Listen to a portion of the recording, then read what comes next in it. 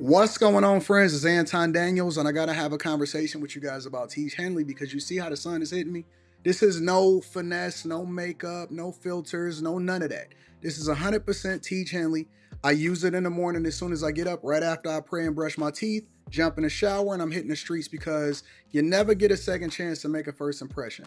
So even though they're giving you 40% off your first order, 20% off for life, even though you may get a free gift, forget all that, right? Because we would do this even if it was full price because it's worth that much. I'm in the streets, I'm kicking it with people when I see Dusties everywhere.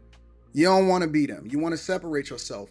And the way that you separate yourself is self-care. Ladies get it for the fellas. Fellas don't wait for the ladies to get it for you. I'm about to hit the streets right now and I'm feeling confident. I'm feeling great. I mean, I already got confidence, but to have that extra boost of confidence, knowing that you've taken care of yourself and you set yourself apart from all of the rest of the sheep that's walking around making bad decisions on a daily basis. And it's reflected in their actions. It's reflected in the products that they use. It's reflected in the people that they follow.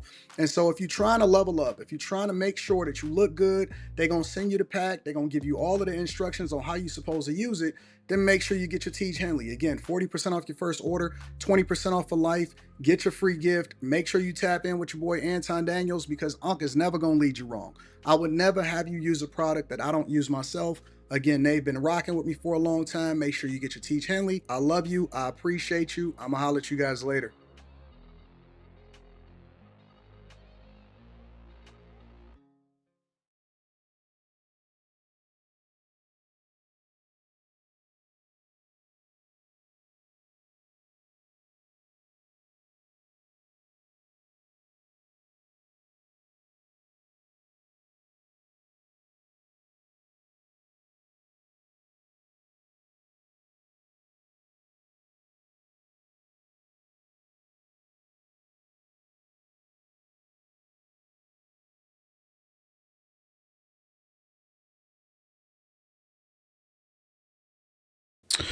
What's going on is Anton from AntonDaniels.com. I appreciate you guys for continuing to rock with me. Thank you for tuning in for another edition of the Millionaire Morning Show.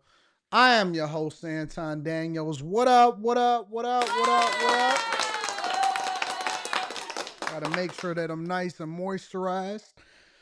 We in the studio, kicking it with your boy. Make sure all my buttons is right. All right, we here. What's going on, friends and family? How y'all feeling with us today?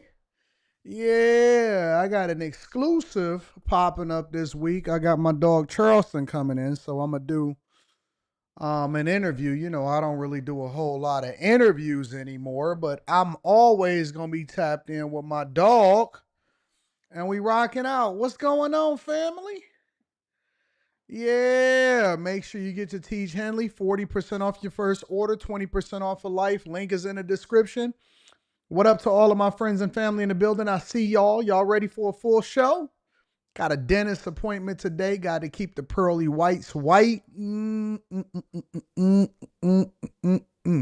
Just because you get your teeth done, or if you got good teeth, or you had braces and all of that stuff, does not mean that you are not supposed to maintain what you got going on. All right. So we got to make sure that we got our doctor's appointments taken care of. We got to make sure we got our dentist appointments taken care of.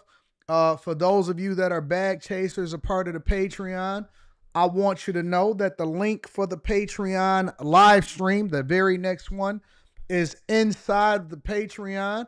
So we definitely got to make sure that y'all tapped into that. And we got a full show for y'all today. So we're going to go with seven different, you see the balloons. We're going with seven different subjects today that we going to kick it with. All right. Flossing is key. Tongue scrapers. We like that. We also like mouthwash. Mouthwash is always a good thing.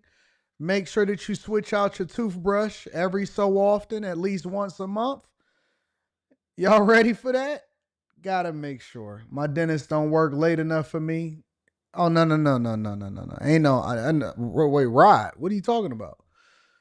What do you mean your dentist don't work late enough for you? So that means that you just gonna absolve yourself of going to the dentist? Oh, no. Oh, no. No, no, no, no, no. Rod. What does that mean? You're going to have to make sure we get some clarification, Rod, on politics. Talking about your dentist don't work. That means you got to take a PTO. At least half the day. Go over there and make sure that you get your treatments. What do you mean your dentist don't work late enough for you? I don't like the sound of that. You're going to have to give me some insight on that. No, don't laugh that one off. No, that's shout out to my people over in Japan. I appreciate y'all for rocking out with us over here at the Millionaire Morning Show. Yeah. Yeah, like them early morning appointments every 6 months. You postpone another week. Okay. All right. We're gonna have to get that taken care of. Listen, you gotta take care of yourself. We gotta take care of ourselves. Today will be the first day of my, I don't know if you want to call it a watermelon fast, but watermelon fast. When I get hungry, I'll eat watermelon. Gotta cleanse the system. Decided to go on a 30 day. On a 30 day. That's what I used to do. Back in my skinny days, I used to do a 30 day.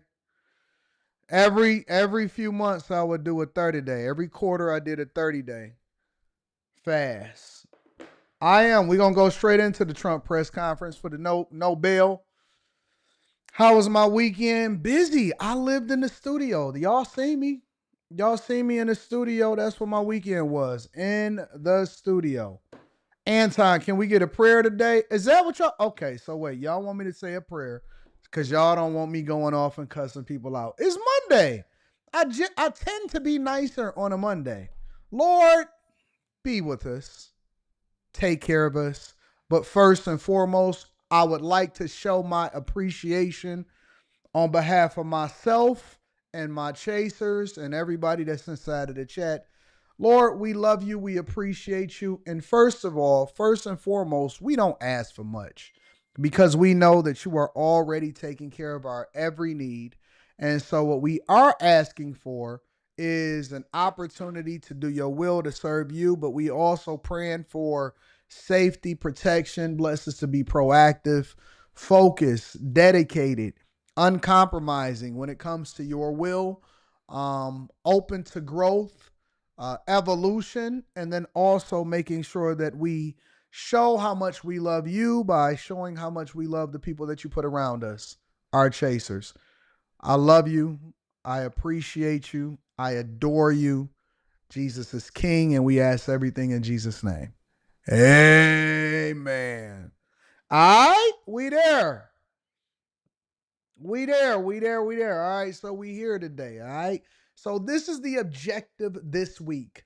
No falling behind and having to do Saturday makeup shows. Because if I wind up doing a makeup show on Saturday, or if I wind up doing a show on Saturday, then it won't be a makeup show. It's just going to be because I wanted to stream with y'all and I wanted to kick it with y'all.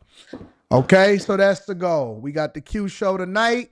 I think it's gonna be something about white privilege. I don't know. We're gonna talk about it. You on a watermelon fast as well, Island Style? All right, well then let's get it. Let's do it together. Let's do it together. I need you to keep me focused though. You know, I'm gonna keep you focused. You're gonna keep me focused. We're gonna do this together. We're gonna do a 30-day watermelon fast. Because we need to get all of this detox and we need to refocus our mind. You know what I'm saying? We got to work on our mentals. Yo, we got to work on our mentals. You know what I'm saying? I was listening to Fat Joe and Jada Kiss's podcast, and so now I'm talking like New York, yo. I was listening to that on my way to sleep last night, yo. So you know what I'm saying? You know what I'm saying, son? You know, kid? Yeah, yeah. Nah. What's your math, son? What's your math, son? You got the Wallabies on? Nah, son. We doing Tim's. Well, you can rock the Wallabies, kid, until we get into the wintertime. Then you got to get your Tim's, and I want your Tim's to be laced up right, son. Yeah, what's the digits on that? What's the math on that? All right. I've been watching I've been watching Jada and Joe. Anyway, so listen, I love y'all. I appreciate y'all. How about we just go ahead and jump straight into the show? But first I gotta acknowledge my dog Mike that dude. I'm never gonna not acknowledge the cash apps and the super chat. So I wanna first acknowledge my guy Mike that dude. Shout out to Mike that dude in the building. I appreciate you. So consistent with the love and the appreciation for you. Thank you, my friend. Peace, Ock. That's right. 392Q in the building says 3 to 5 house explosion here in St. Louis. At least 3 to 5 killed, shaking my head all within the last 2 hours. It shook the whole city. All right, well, I might have to cover that tomorrow once they get some insight on what's going on. Napoleon says, I hope you and the family are doing great. We truly appreciate you. Have a great show, AD. I'm doing fairly well. Sent the wire to purchase some land here in Oakland County. I wish I could tell y'all what the number is. You know what? It wasn't that bad. I'm trying to gatekeep a little bit for the Patreon. Because I got to hold back so that I can give them the game and Block Club that's coming up. But yeah, man, pockets a little light because I had to send that check.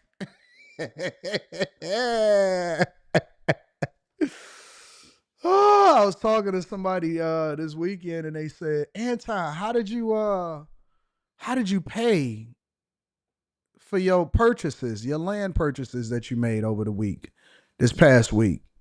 I said, excuse me?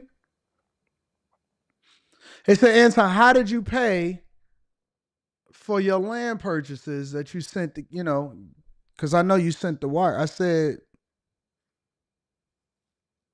cash, right? That's how you did. Because I was talking to somebody else that also participated. They said, I maxed out. I had to pull out some loans or whatever, but I think it's going to be a good purchase. That's why I don't mind going broke.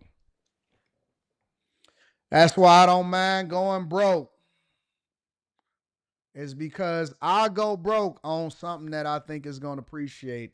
I said, I'm going to do the cash. They said, no, I need to have my cash reserves just in case. I said, nah, ain't no reserve. We all in, all money in, no money out. All in, no money out. You know what I'm saying? So I can't do it the same way that everybody else do it. That's not how God has ordained for me to do it. I don't want no mortgages. I don't want no loans. I don't want none of that. I'm going to just buy mine's cash. When is the start date for the watermelon fast? Today, Kimberly. Today. Water and watermelon. That's all we got. If it don't have water in the beginning of the word, then I don't want it. I was thinking about also doing a little bit of broccoli too, but got to get my veggies. But I'm going to just do watermelon. I'm going to stick with the watermelon. You know what I'm saying? All money in, Kim. Got to get that. Got to live long enough to spend it all. All right, y'all, let's get started with the show. First things first, I want to go straight over to Trump. He signed an executive order on no cash bail. Let's get to it. Street all over the country, cashless bail. We're ending it, but we're starting by ending it in D.C., and that we have the right to do through federalization. Okay, let's go. Could I ask you to say exactly what this is? Of course. So as you've consistently identified, sir, cashless bail policies are a key driver of the disorder we see on city streets all over America. Catch and release system allows criminals to keep going back out onto the street and reoffending. What this executive order does, it charges your attorney general with identifying jurisdictions all over the country that have cashless bail policies, and then it withholds or revokes federal funds and grants that are flowing to those jurisdictions to ensure that we're only supporting the people who have reasonable common sense policies around crime. So what area does it cover? Potentially anywhere that has a cashless bail policy. So some of the largest cities, some of the most left-wing states in America Almost have adopted. all of them, right? Illinois would be a great example of that, sir. Oh, they have a great cashless bail. You don't even have to go to court sometimes. Yeah. Illinois, I love that state. It's a great state, but it's run so badly by Pritzker. They threw him out of the family business, and he becomes governor. Now he wants to run for president. I don't think that's going to happen. Okay, we'll sign right here, right? Sir. Trump does not mind. Trump has no regard for making sure that he throws somebody under the bus. And his latest target has been everybody in Illinois. Brandon Johnson, J.B. Pritzker, and it's about time, honestly. Somebody needed to bring them to the front of the congregation. When they passed that Safety Act, I was like, why would anybody do this? Who asked for this? When you introduce legislation, right? When people introduce legislation, the thing that I'm always trying to understand is who asked for this? Who asked for no cash bail? The whole idea behind bail is to be determined by a judge as to what the bail would be depending on the severity of the crime, so as to ensure that you show up back to court. But if you don't have a bail system because it's a no cash bail, then that defeats the whole idea of bail. No? Then you've seen a rash of crimes because guess what? Nobody had to sit down. So then crime exploded right after everybody was able to go back outside. Crime went crazy. Nobody wore any masks. Everybody just felt like they can go and offend because even the migrants, illegal migrants, they knew that they was on some catch and release. You got me. Now you got to let me go. They was playing tag. They playing tag with criminals. They're playing tag with criminals. Gotcha. Put you in the system for informational purposes only, not to hold you accountable for your crimes, not to prevent you from reoffending, not to rehabilitate you, not to do anything. Think about it. If somebody commits a crime and then they get caught, why would they not commit the crime again because they know that there's no consequences, even for me to sit down for a little bit?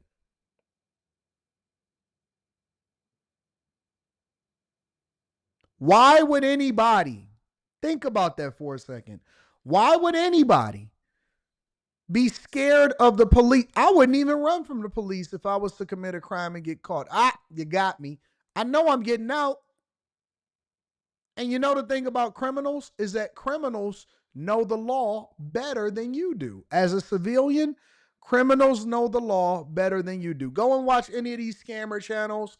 Go and watch any of these interviews where people want to get on there and tell about themselves and tell on themselves. Go and watch them. They'll tell you, well, under statute 364578, I don't have to do this because I'm a sovereign citizen. And so the only thing that they could do is only hold me down for this. So I'm just going to do it up to this amount.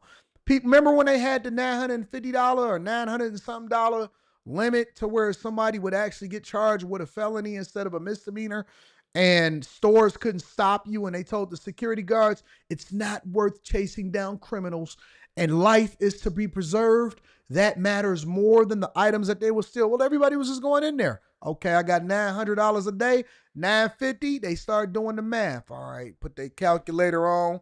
They went and grabbed their plastic bags. They walked in, filled it up with $900 worth of stuff. CVS, Walgreens, anything that you can think of. Best Buy. You know what? PlayStation 5 is out. Well, guess what? It don't cost $900, so we can just take it.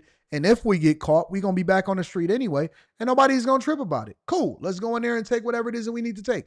People be knowing exactly what it is. People know exactly what the penalty is.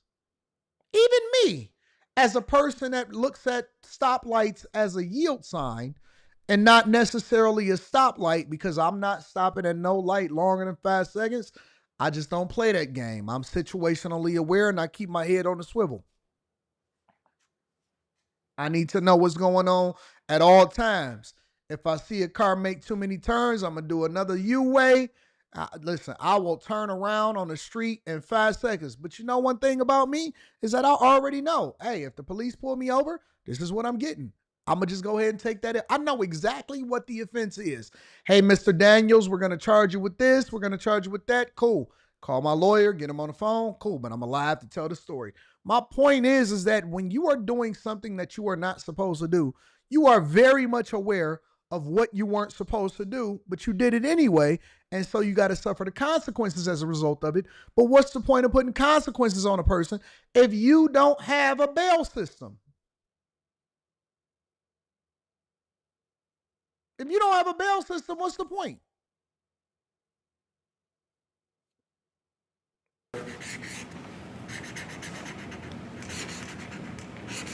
So important. And this isn't Republican, Democrat. This is, and by the way, most Democrats agree with us. But this is just, we got to bring our country back. Okay? That's a big one.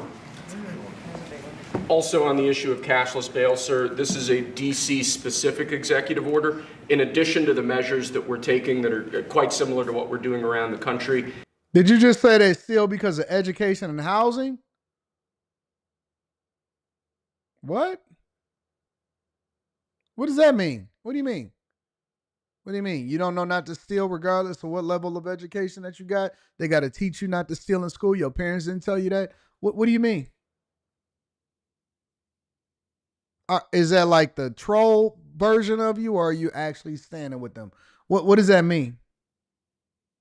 What does that mean? But they steal because of education. What does that mean? I'm not really sure what that means.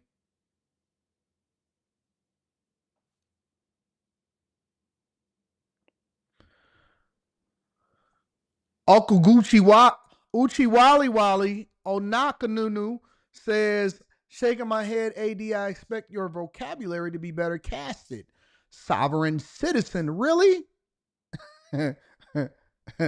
Ugo, Uchi Wally Wally.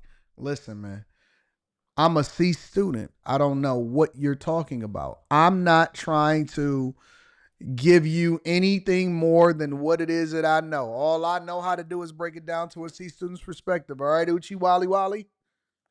All right? Shout out to Uchi Wally Wally in the building. I'm going to start giving y'all nicknames. Keep on coming with all of these long African names.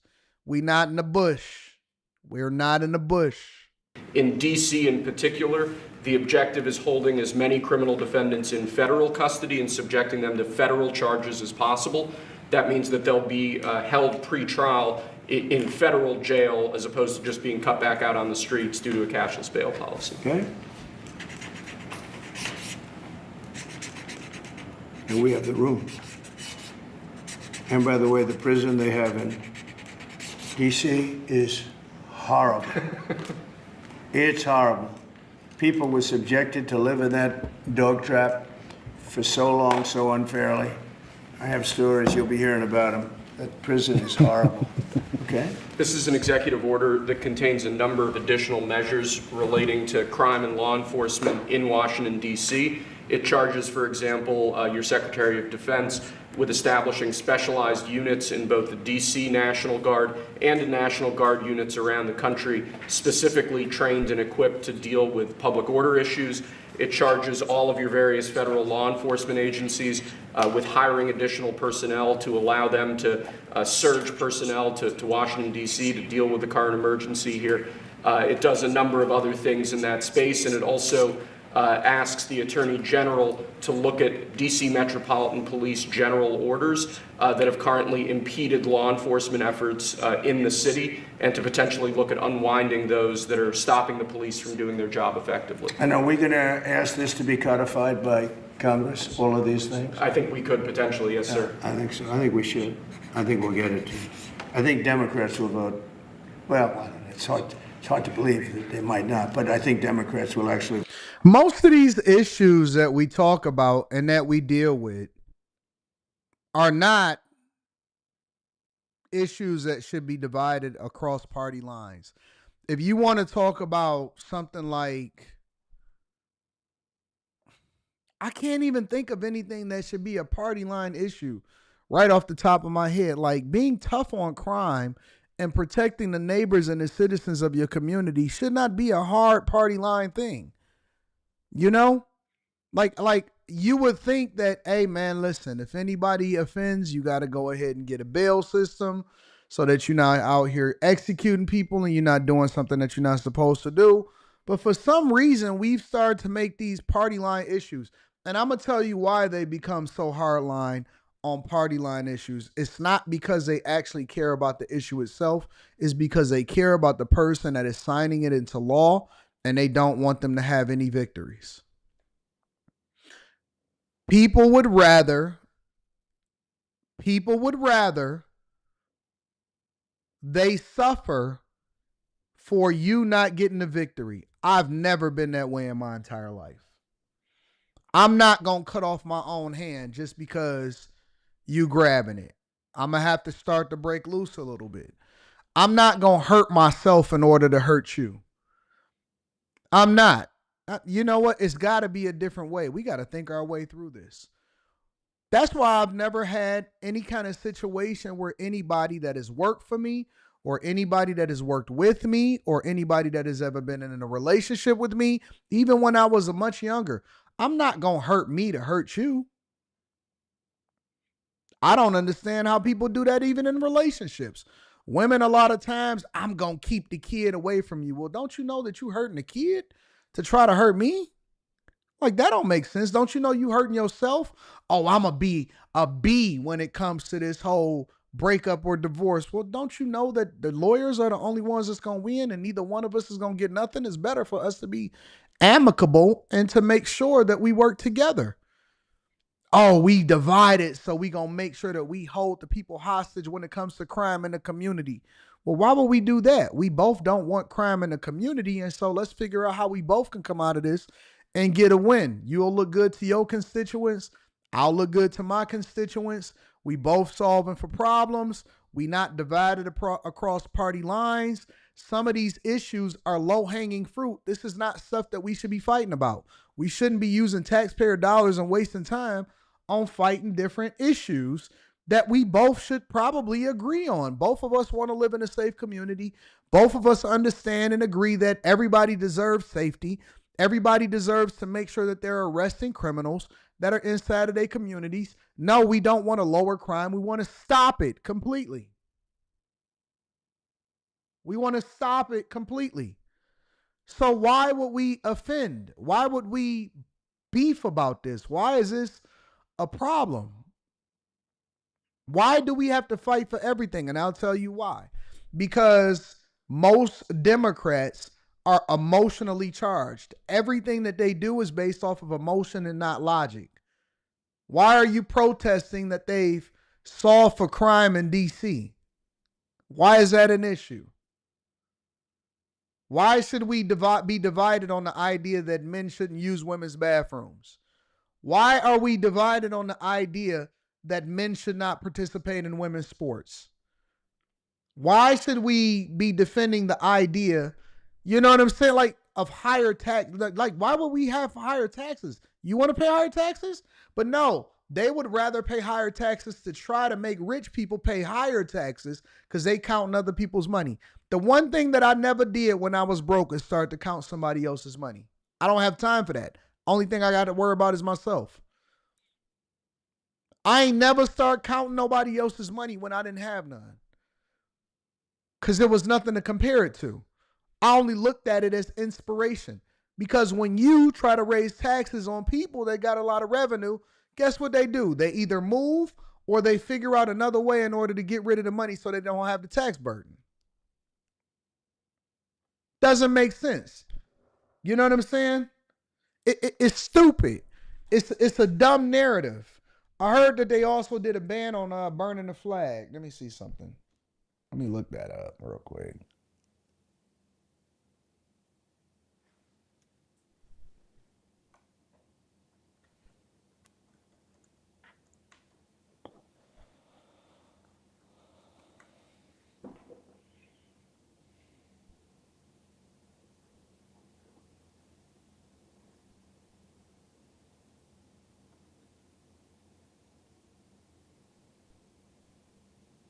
A 1-year prison sentence for burning the flag?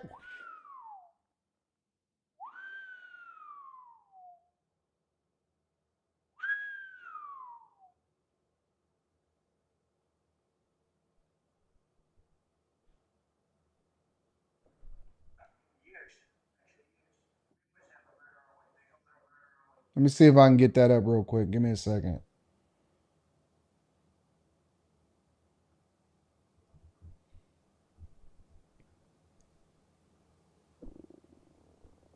Years, actually years. We always have a murder a week. They call it a murder a week. You come here from Iowa, you come here, I'll spend about $2. And they're saying maybe we like a dictator. I don't like a dictator. I'm not. Some of the largest cities, some of the most left-wing states in America Almost have adopted potentially, yes, sir. I think so. I think we should. I think we'll get it too. I think Democrats will vote. Well, it's hard. Looking at, spoke to it briefly twice about nothing. That means that all those pardons that he gave to some very bad people, very unpatriotic people, very evil people, it looks to me like those pardons are worthless. Because number one, you shouldn't use an auto pen, very specifically. But if you do, it has to be a very good reason. And they have to know that the president wanted it. The president didn't want this. The president didn't know he was alive, okay? He never approved any of this stuff. He wasn't for open borders and all the other things. He was never for open borders. I've known Biden a long time. He was never very sharp, but he was never in favor of open borders and all of the other things he did to destroy our country. Let's go. Lastly, sir, this is an executive order on flag burning. It charges your attorney general. Would you listen to this? This is very important. Flag burning. All over the country, they're burning flags. All over the world, they burn the American flag. And as you know, through a very sad court, I guess it was a 5-4 decision, they called it freedom of speech. But there's another reason, which is perhaps much more important. It's called death. Because what happens when you burn a flag is the area goes crazy. If you have hundreds of people, they go crazy. You could do other things. You can burn this piece of paper. You can, but when you burn the American flag, it incites riots at levels that we've never seen before. People go crazy. In a way, both ways. There are some that are going crazy for doing it. There are others that are angry about them doing it. Do you want to discuss that? Sure. So what the executive order does, sir, it charges your Department of Justice with investigating instances of flag burning, and then where there's evidence of criminal activity, where prosecution wouldn't fall afoul of the First Amendment, and instructs the Department of Justice to prosecute those who are engaged in these instances of flag burning. And what the penalty is going to be, if you burn a flag, you get 1 year in jail.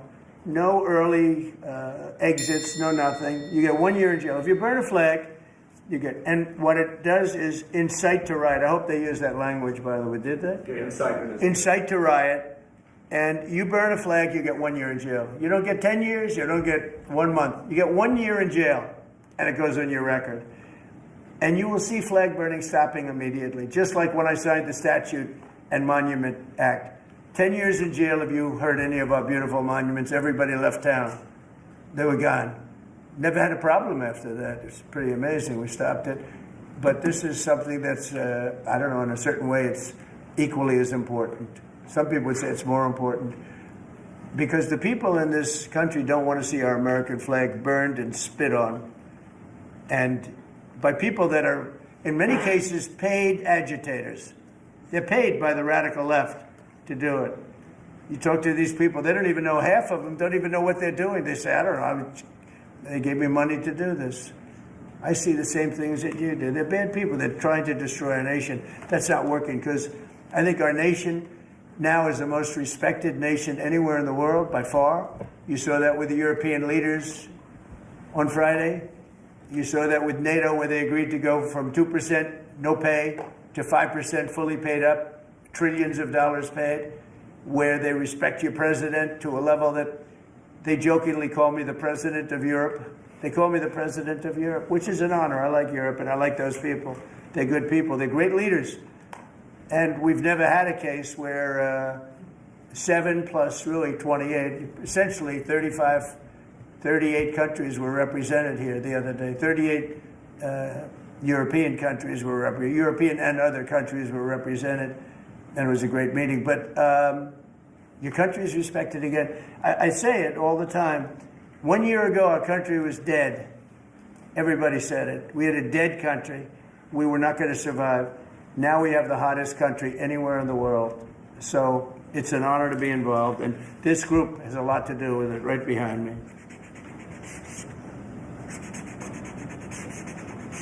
Does anybody behind me have anything? Pam, would you like to say something? Sure.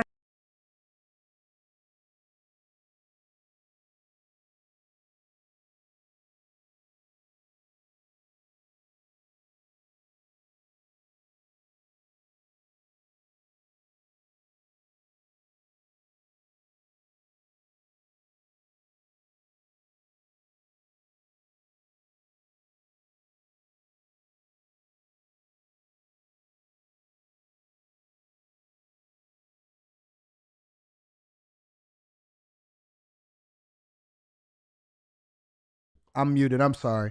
Sorry about that, y'all. Trump is right.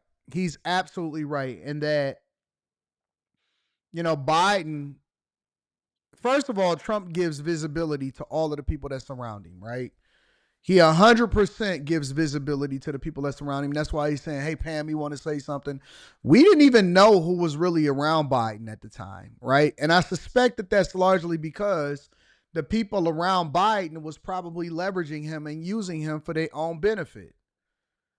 They were leveraging him and they were using him for their own benefit. And so as a result, you've seen Biden, and I did shows on this. I had conversations about, I've shown earlier footage from 2008 all the way up to 2012 of Biden, Nancy Pelosi, Barack Obama, Hillary Clinton, all of these people that were the top Democrats at the time.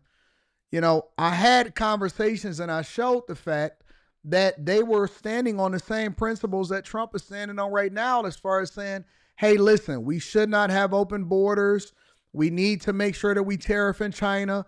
All of the things that Trump is doing, they all mentioned it. All of the things that Trump is doing, they all mentioned it. And then to let people burn the flag, y'all feel comfortable burning the flag? You know how many people died for that flag? You know how much blood was spilled in order to raise that flag? You know what that flag is a symbol of?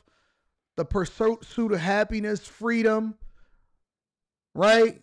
Free from tyranny, freedom of speech, right to bear arms, freedom from slavery, freedom to vote and determine who your leader is going to be, to legislate what it is that means the most to you.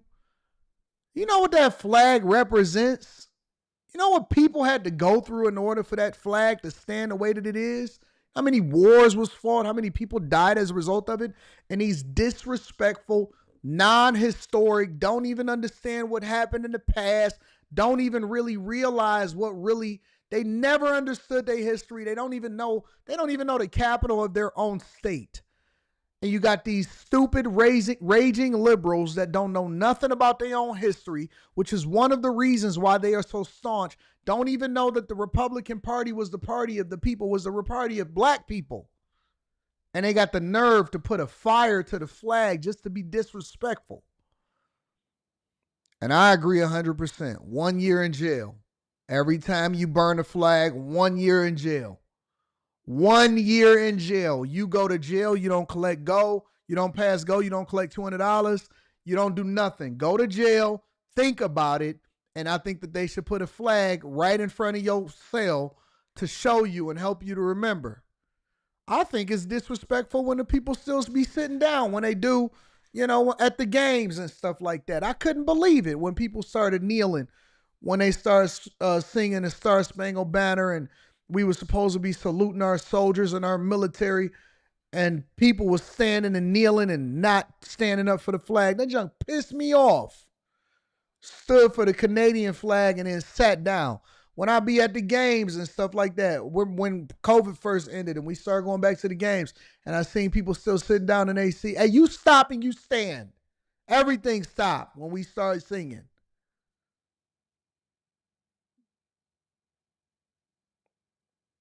Nobody got no pride no more. They don't have no reason to. That's why you don't have no reason to continue to stand and do whatever it is that you do, because you so disrespectful. You so disrespectful. I remember I was talking to this booty scratcher one time. You know what a booty scratcher is. You know what we used to say back in the day when we was in school? Ah, you little booties, you a booty scratcher.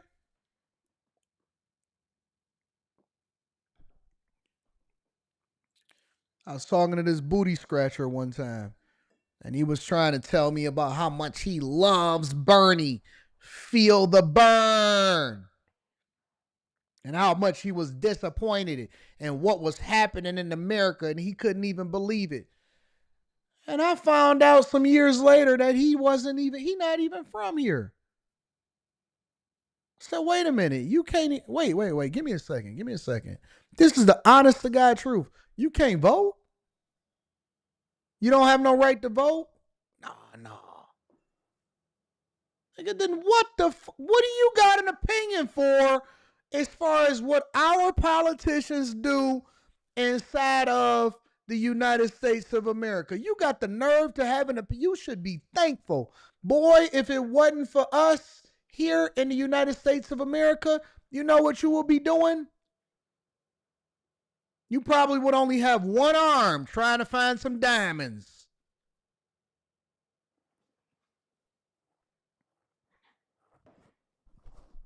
You would have one arm trying to get some diamonds out the mud.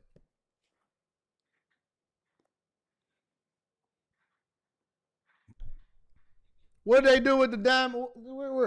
Give me some props. I need a prop.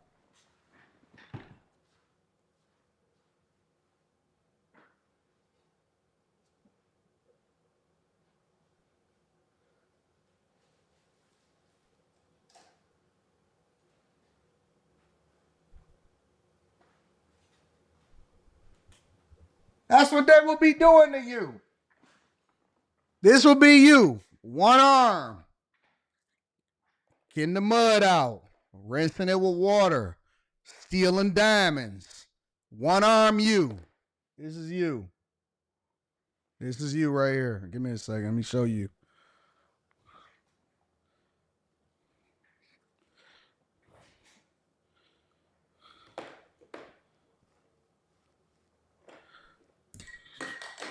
Trying to find the diamonds. That's you. You wouldn't even have no arm. You would be looking for diamonds in your home country where you came from. Giving it to Leonardo DiCaprio so he could put it inside of a goat skin. Got the nerve to be sitting here having an opinion about what we do inside of the United States of America. If you don't get your basket and go back to your country and try to find some diamonds, stealing American dollars so you can go and build up your own home country so you can live like a king where you came from. Can't stand people that disrespect the flag. Got the nerve to bring it. I see what's happening over there in Minneapolis. I'm going to cover that tomorrow. I got that on my list. Y'all got some people that's not even from here. Somalians have taken over the great city of Minneapolis. I started not to even like Anthony Edwards anymore because I said, what is going on in Minneapolis, Minnesota? The great city of Minneapolis, St. Paul and Minneapolis, they have taken over. I seen it coming years ago when I went and visited. 10 years ago when I went and visited Minneapolis, I said, what the heck is going on in Minneapolis? I ain't lying. I said it years ago. Let me see what's going on. Let me see something.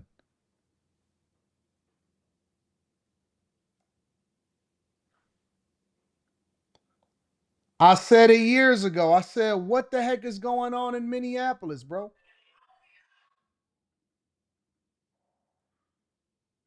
You know me, I be having the evidence.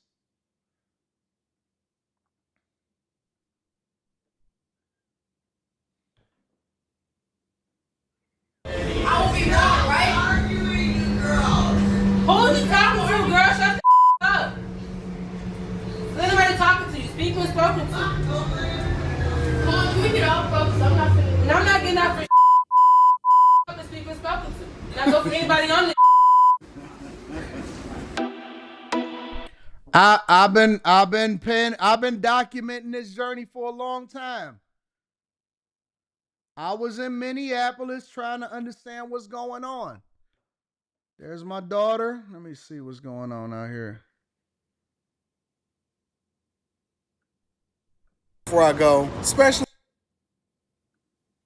$2 for a bus ride or something like that. So come out here and just see what's popping. I'm not a roller coaster ride. Let's see what Rita's. Hey, what's going on?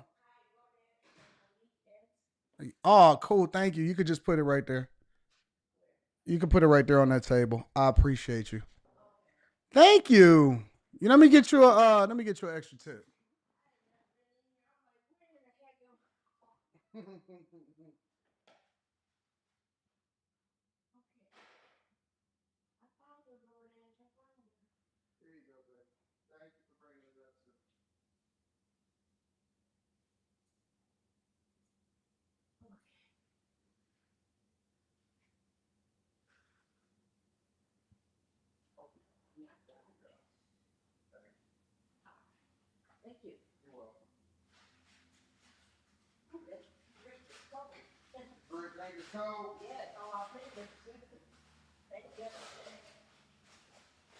Oh, thank you.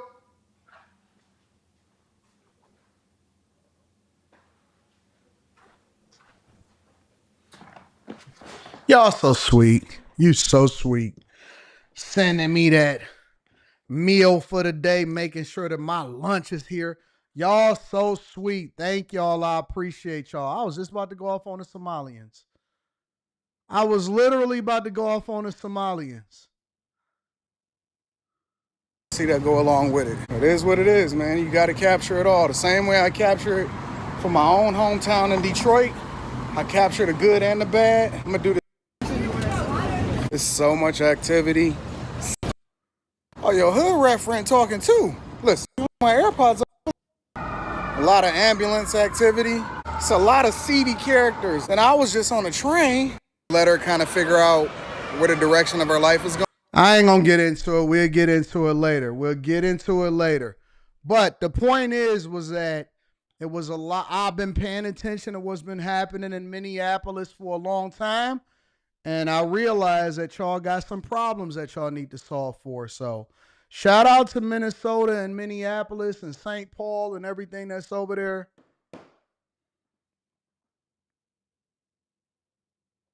It's a lot that was going over there. There was a lot that was happening over there.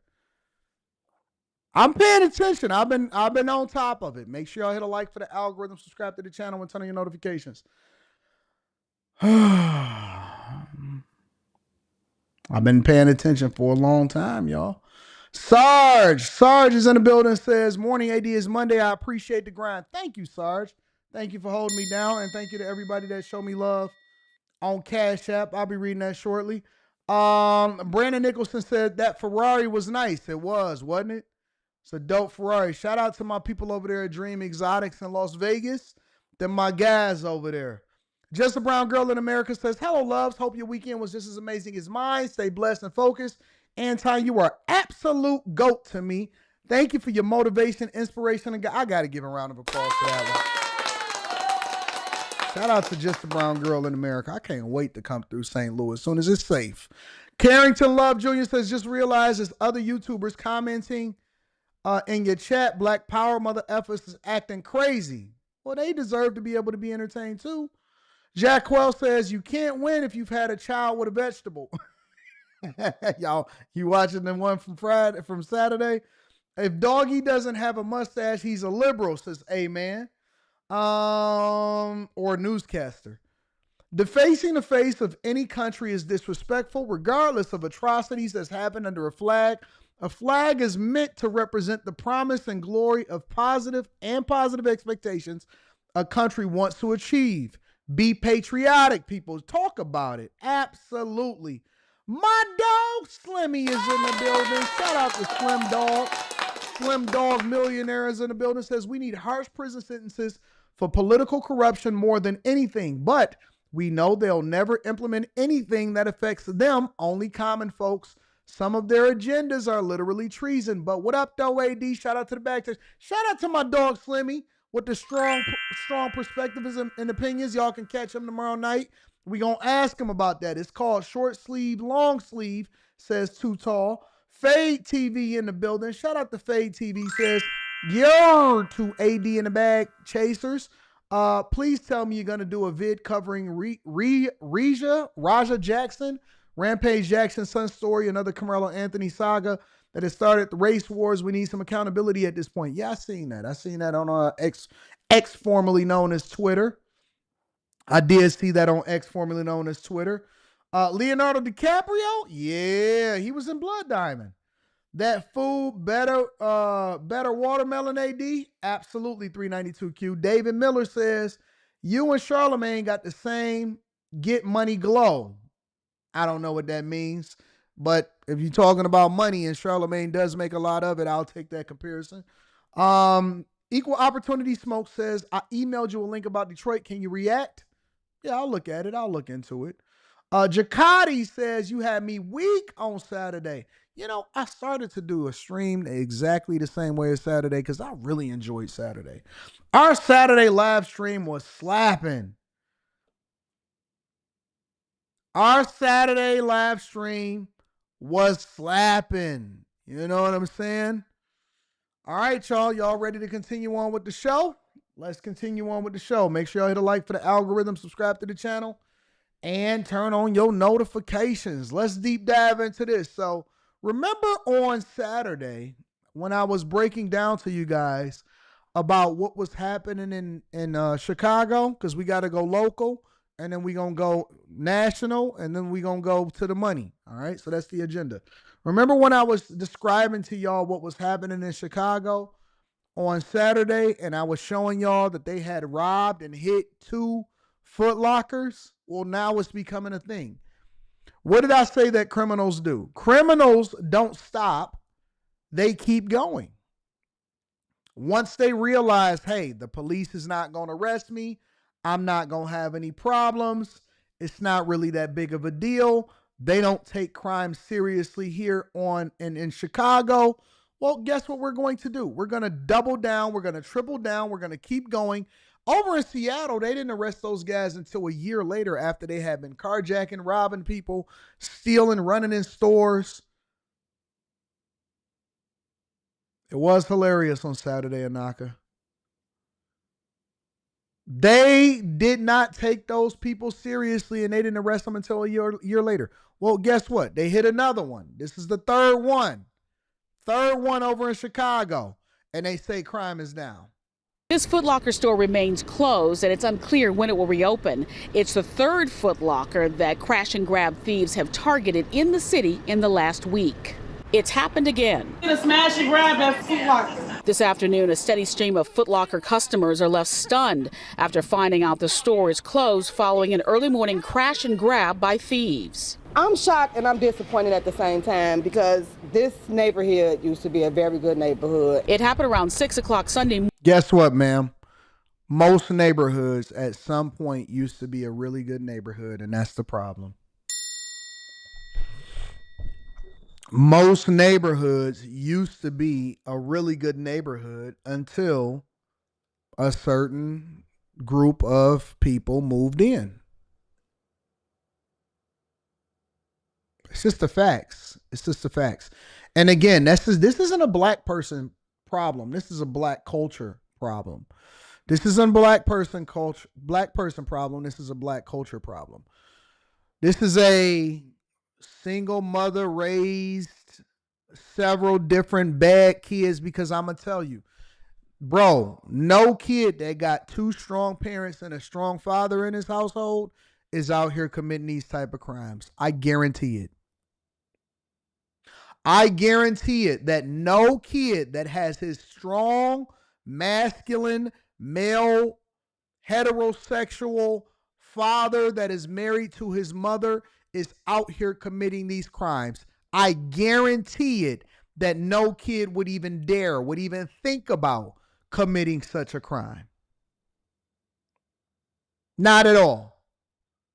Every single time they are missing a father. They are missing a parent. They are missing a community. Mama at work don't know where her kid is at. He out in the streets committing crimes. And you know what she's saying? Well, you know what? The law gonna get him. In the meantime, he's out here terrorizing the community. He's stealing cars, backing them into the Foot Locker overnight, and they stealing K-Swiss and Air Force Ones. They're stealing K-Swiss. This is the reason why we say that it's important, because I know you think you can do it on your own. I know you think you NIEDEEPNT. Do you know what I mean? I know you got it. You got it. I don't need him. You know what? He pissed me off. I'm not happy right now. Whatever. Blah, blah, blah, so on and so forth. I heard every single excuse. Outside of him mollywopping you, and if he mollywopping you, then it's a good chance that he was mollywopping you before he got you pregnant, so you never should have got pregnant in the first place. If he didn't love you enough to give you his last name, then you shouldn't love him enough to give him a child. Oh, you don't want to talk about that part. If he don't love you enough to give you his last name, you should not be having his child. Oh, but you can't wait. You can't wait. I love him. And now, DeMarcus is running in the Foot Lockers and stealing all of the shoes. And they're ruining and messing up the money. They did more damage breaking into the Foot Locker than they did actually taking the shoes.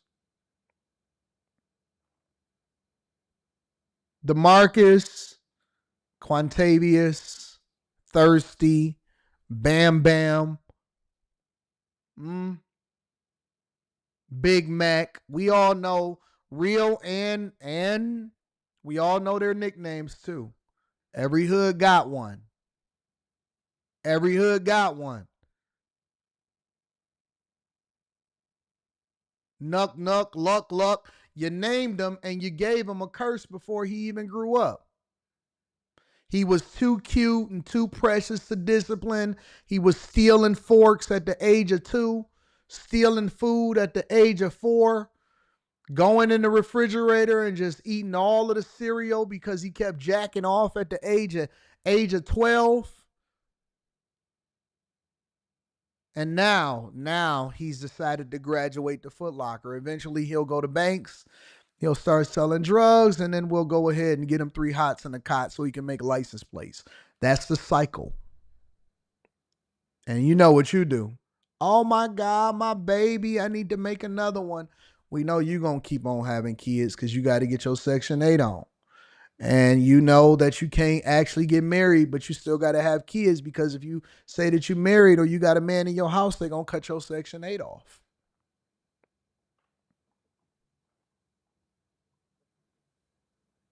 This is what they're doing in Chicago, y'all. Morning at the store in the Lake Meadow Shopping Center, located near 35th and King Drive in Chicago's Bronzeville neighborhood on the city's south side. Criminals targeted the same store around the same time last year. They won't be able to stay in business because they keep losing money because of the situation. And if they keep losing... Look at our ladies. Look at our ladies. Scrunched up, dirty t-shirt. Black lips. Got the bonnet on.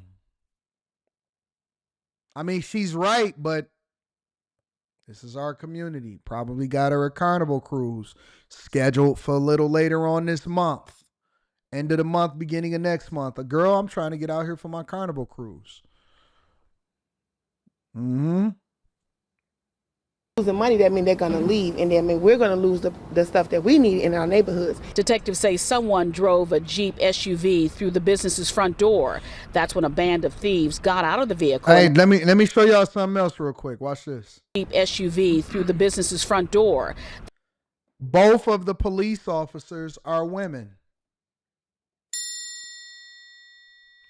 Both of the...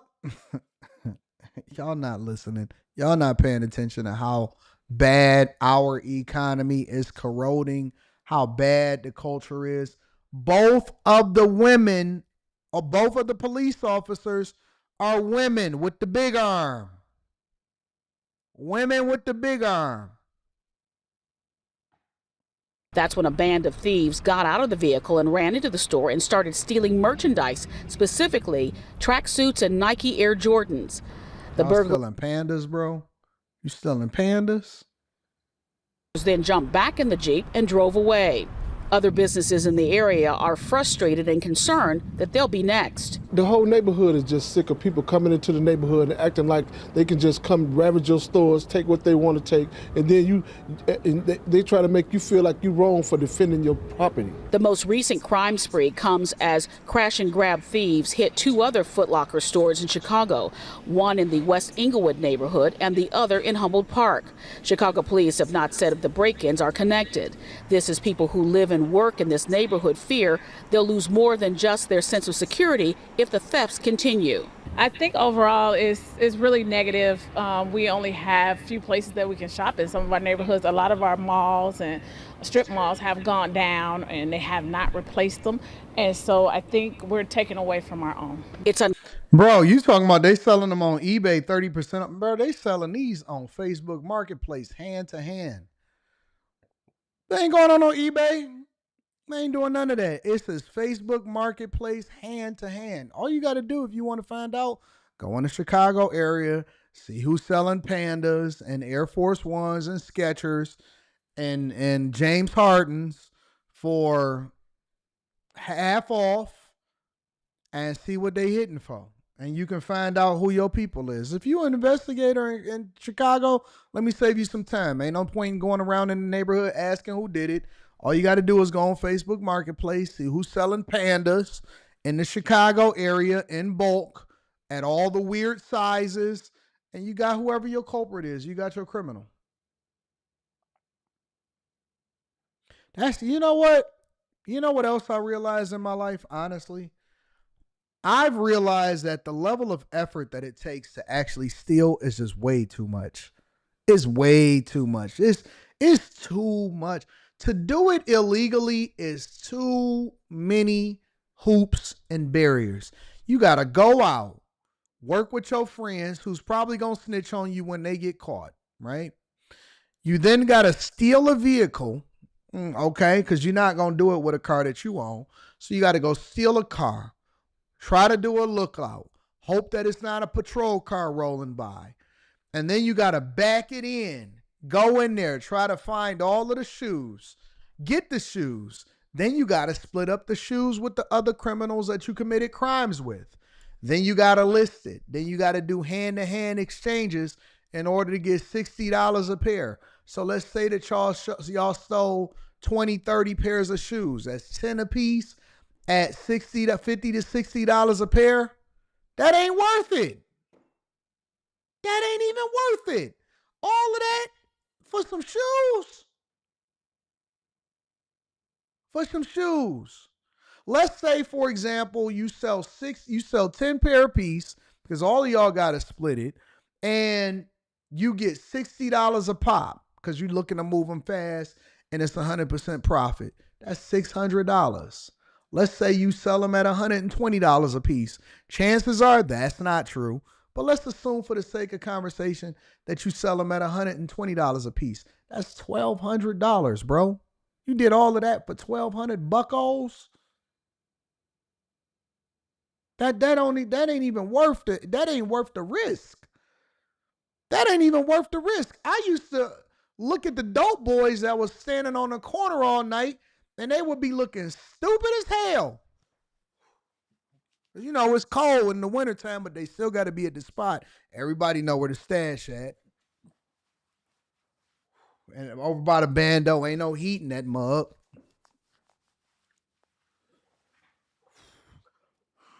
This the dope boy. You want to see what the dope boys be doing? I'll show you.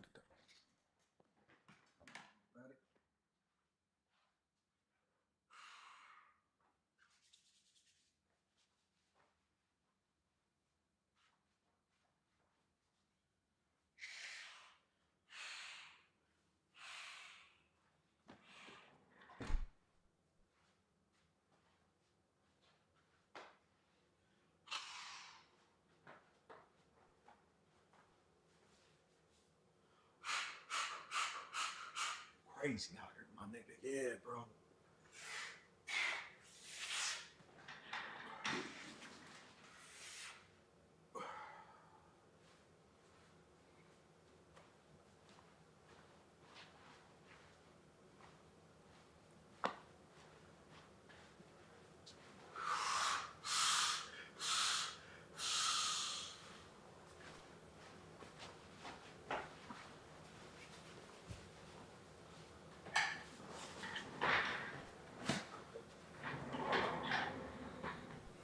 I said these niggas is cold. Nigga, you know why they moving like that? Because they trying to stay warm. They trying to stay warm, bruh. I'm telling you, that's how they move. Because they trying to stay warm. Got hats, scarves on, moving at work. Moving at work. $10 at a time. $20 at a time. And you got to move it. And you got it on consignment. And so you ain't have enough to get any more than an ounce. So you got that little ounce and you broke it down into dimes and nick bags. And you selling it as a dope boy. Then the profit, I started doing the math. I said, all right, so this is how much you sell for an ounce. Well, what if I moved up to a pound? You know what I'm saying? So you work your way up to a pound because you ain't got no money, and everything that they get, they spend it on clothes, and they just trying to stay fresh. Spend it on a couple hoes in there or whatever. Dog, I said, dog, you know how much I got to move? All right, so if I get a pound or if I get it up to a key, that mean I could sell it. I could start wholesaling it a little bit more so I can move it. I started doing the math, and that's because the math wasn't mathing. I said, so wait a minute, I got to pay the connect back if I was to get it on consignment. All right, so if I take my own money and then I invest it in myself, and I decide that I want to do it, first I got to go break it down. Then I got to risk getting robbed. And if somebody robbed me, that means I got to go and make an example out of this dude and either beat him the hell up or try to kill him, in which I'm then facing assault and murder just because I had to make an example that nobody can steal from me. And it's like, you know what? McDonald's don't look that bad. No worries. Crew member benefits. I can eat me a quarter pounder with cheese on my break. Somebody said, Anton, you ain't sold no drugs. Exactly. That's my point. Is that I've never sold them because I couldn't make sense of it. The math wasn't mathing. I had that much sense. I certainly had that much sense that, man, if I get arrested, my mom and them is gonna be mad at me and stuff. You're 100% right. That's my whole point, is that I started doing the math. I went to chemistry class. I knew what a gram was, a key was, a pound was, an ounce was. I knew what all of it was. I started doing the math. It didn't make sense. I said, you know what? This is a dead man's game. That's my whole point, you dummy. I'm not saying it to glorify it. I'm telling you that it was a dumb proposition. Of course I didn't. That's the whole logic. That's why I'm sitting here having this conversation with a 40,000 plus watch on, is because I chose not to sell drugs. That's the whole point. But I was watching and I was paying attention. I was watching and I was paying attention. I said, yeah.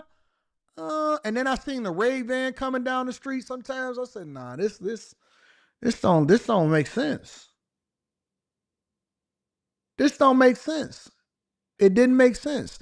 And I didn't know any of them that never got arrested and stuff. I said, man, I ain't doing all of this. The dude that was the freshest one, the dude that was always the freshest, he the one that had the 96 Impala back in the day. You know what happened to him? He got killed. He got set up. He got killed. Claude. His name was Claude.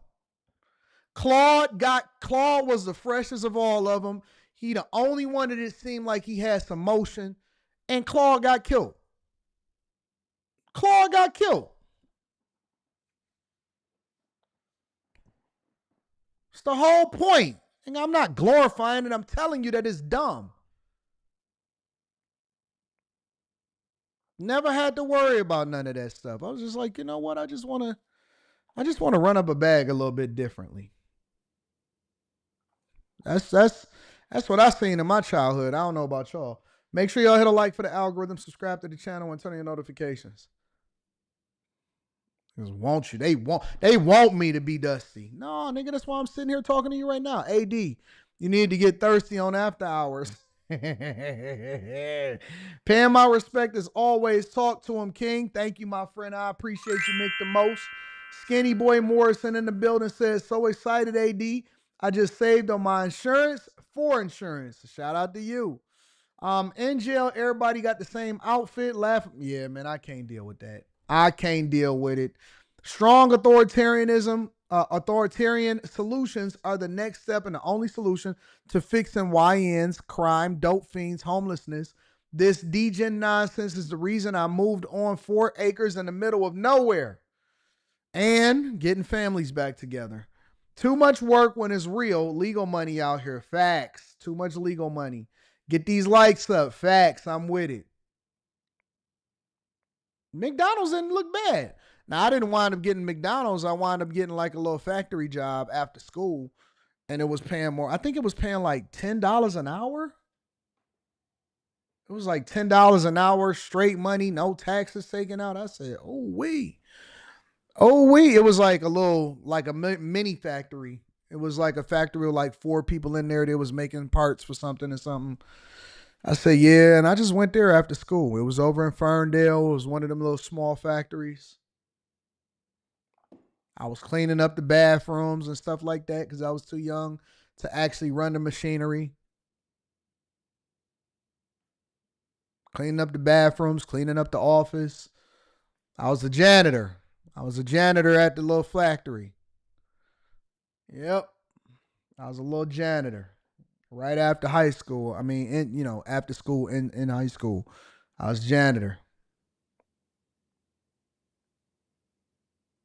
Niggas was out there hustling. Nobody bigger than envy. God said that. Shout out to me University.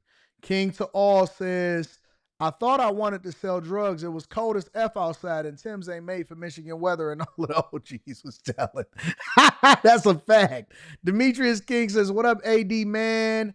This looks like Set It Off 2.0 out here and I'm in a bind, Nate. Yep, it's bad. It's bad out here.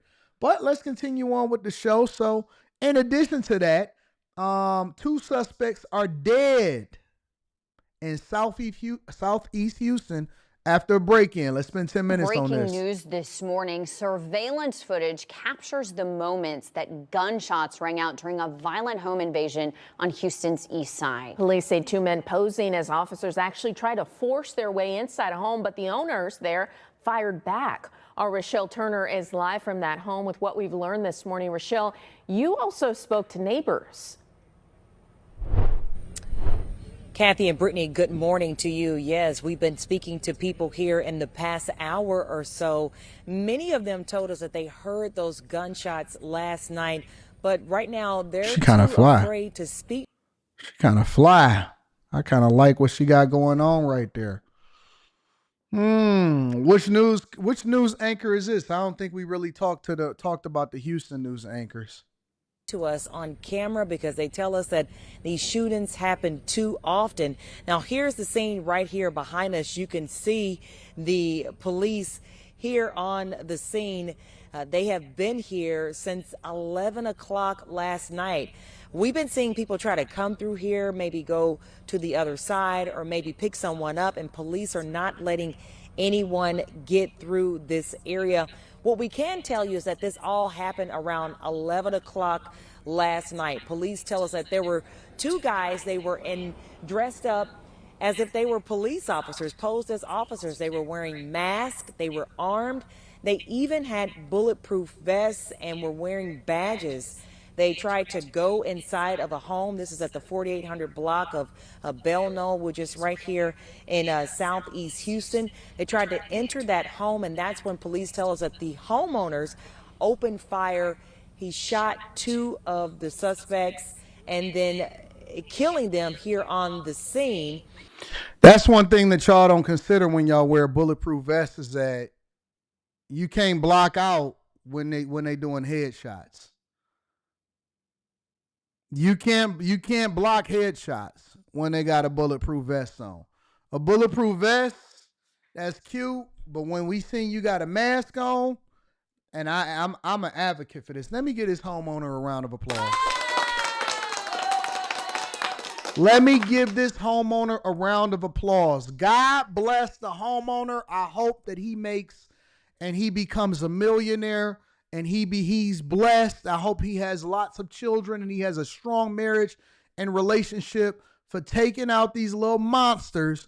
More of these people need to be made examples of. I want to know who the kids are so we can also understand who the parents are. Because listen, bro, we got to start really start dealing with this accordingly. Congrats to him for making sure that they don't rob nobody else, because this is the way that you were supposed to handle intruders and people that feel compelled to be able to break into your house. Oh, you tough. Oh, you went on eBay and you ordered police officer uniforms, bulletproof vests. You know what was going on with that situation? They probably didn't even expect the homeowners to be able to leave. That's a tie-up. I'm going to come in here, take everything, possibly grape your chick, tear up everything, and go on my way and be a menace and leave you to pick up the pieces and leave somebody to do a fish fry and a GoFundMe for your kids. But they had another thing coming. God said, not today. See, this is one of the situations where I can advocate for somebody. Listen, all life is not created equal. And when people say, oh man, the preservation of life over stuff, I disagree with that. I think that, did y'all see that? It's a viral video. It's actually on X. And it's of a woman that is holding a young girl by her hair. I think she was holding her for like 30, 40 minutes because the girl had pickpocketed her. And so the people are divided because on one hand, you got a group of people that's mad and saying, I can't believe that she did that. I can't believe that she holded her by her hair. Then the other group of people is saying she shouldn't have pickpocketed her. Good that she held her by her hair until she got her. When did we become so soft? When did we become so soft? You can't break into somebody else's house unless you're willing to die. You got to be willing to die. You cannot break. It was in France. You're right. Yeah, Italy or France, something like. You can't break into somebody else's house unless you're willing to die. If they are retreating, you can't in Louisiana. You could have fooled me. How they gonna tell if you was retreating? How they gonna tell? Ain't no cameras around. Where the ring camera footage? We don't have no ring camera over here. We ain't got no ring cameras. What you mean if they retreating? How you gonna make it out? First, you got to make it out the door. Listen. You got to get out first in order to retreat. You got to get out the door for other people's ring cameras to be able to see that you was retreating before the whole clip gone. The whole clip is in you. Location of the wound. Listen, call it what you want, bro. If you're inside of my house, you are going to die. That is just the way that it is. That's just the way it is. Things will never be the same for your parents. That's just the way it is. Oh, yeah. If you are inside of my house, you are going to die. I am not looking to hold you until the police get there. I'm not trying to figure out how you got there. I don't know which way you going. It looks like you was going over to retrieve another gun. Everybody got to go. Everybody going. You, him, her, everybody. Hit shoulder and head shots, aiming for the top. Shoulder and head shots, aiming for the top. I don't know what you talking about, bro. And we know that right now detectives are still trying to figure out exactly who these guys are and why they were targeting this home. But I do want you to take a minute right now to listen to the surveillance video we were able to get from a neighbor.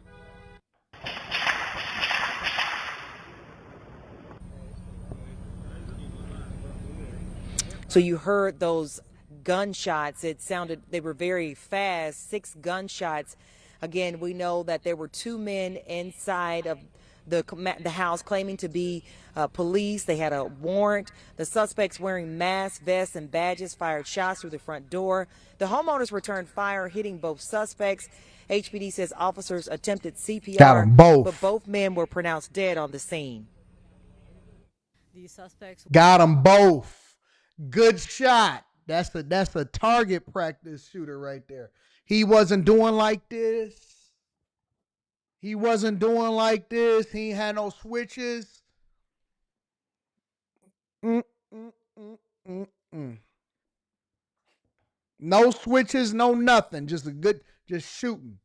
Bop, bop, bop. He didn't even waste no ammo. He probably preserved ammo. Got them both. Got them both. They was probably screaming, ah.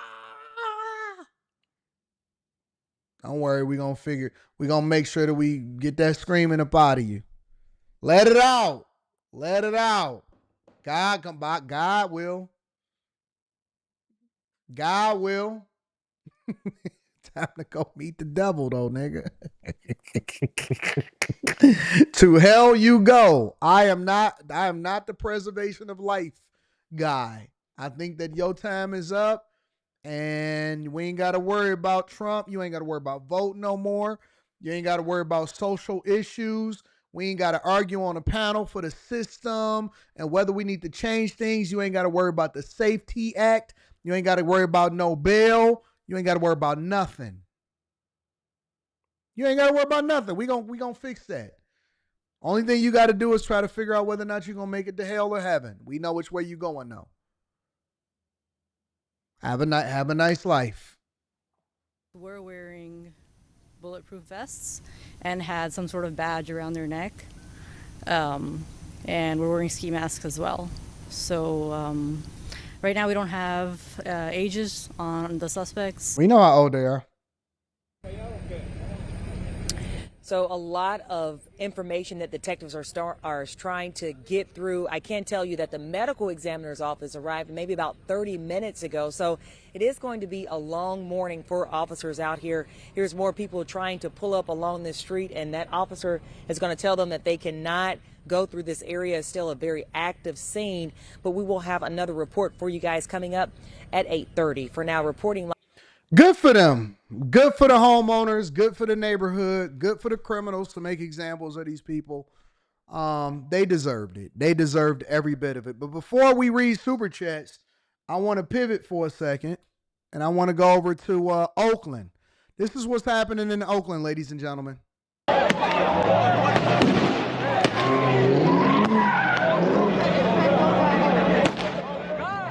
Several sideshows take over parts of Oakland and Richmond overnight. This comes as Oakland faces pressure from the Trump administration.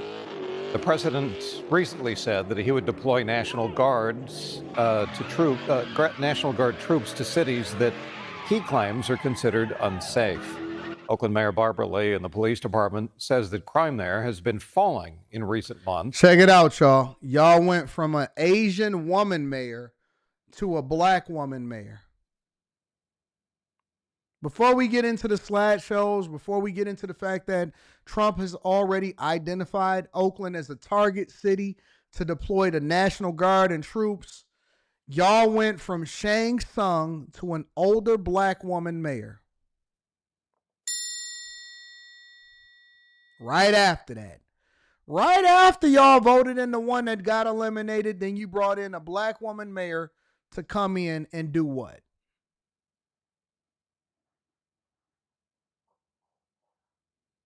Jesus Christ.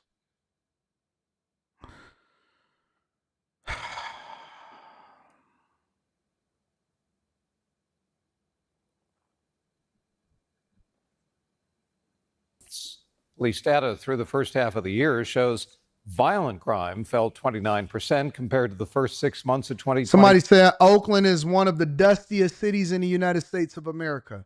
Is Oakland the dustiest city in the United States of America, y'all? If y'all had to guess what major city, because remember, all major cities have crime. All major cities have a dark part.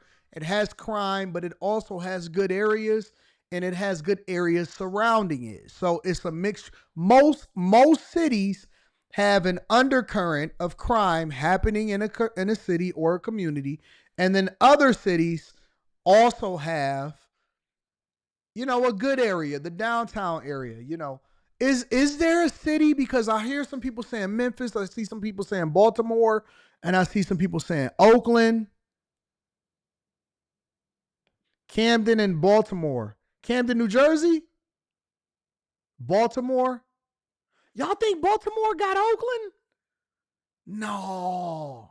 New Orleans, they some goons out there in New Orleans. All right, so we got Memphis, Philly. I don't think Philly is supposed to be on this list, though. Philly, no matter what's happening in Philly right now, it can't be worse. Philly is not worse than Oakland. I don't know about Memphis, but I know that Dolph's killer just got off. All right, so you got Memphis, Oakland, New Orleans, Camden, New Jersey, Baltimore. Y'all saying East St. Louis? East St. Louis ain't got nothing on Oakland, bro. Cali City, Sid TV says Oakland is effed up and I'm here right now. Nope. Gary, Indiana. I've been to Gary, Indiana. Gary, Indiana ain't as bad as Oakland either. Gary, Indiana is suffering from disinvestment in the steel industry collapsing. Gary, Indiana is not worse than Oakland. Dearborn is cool. Dearborn is chill. Harvey, Illinois. No, not Harvey ain't on there. Baltimore on the street level is worse. Memphis, St. Louis, O Block, Birmingham, Alabama.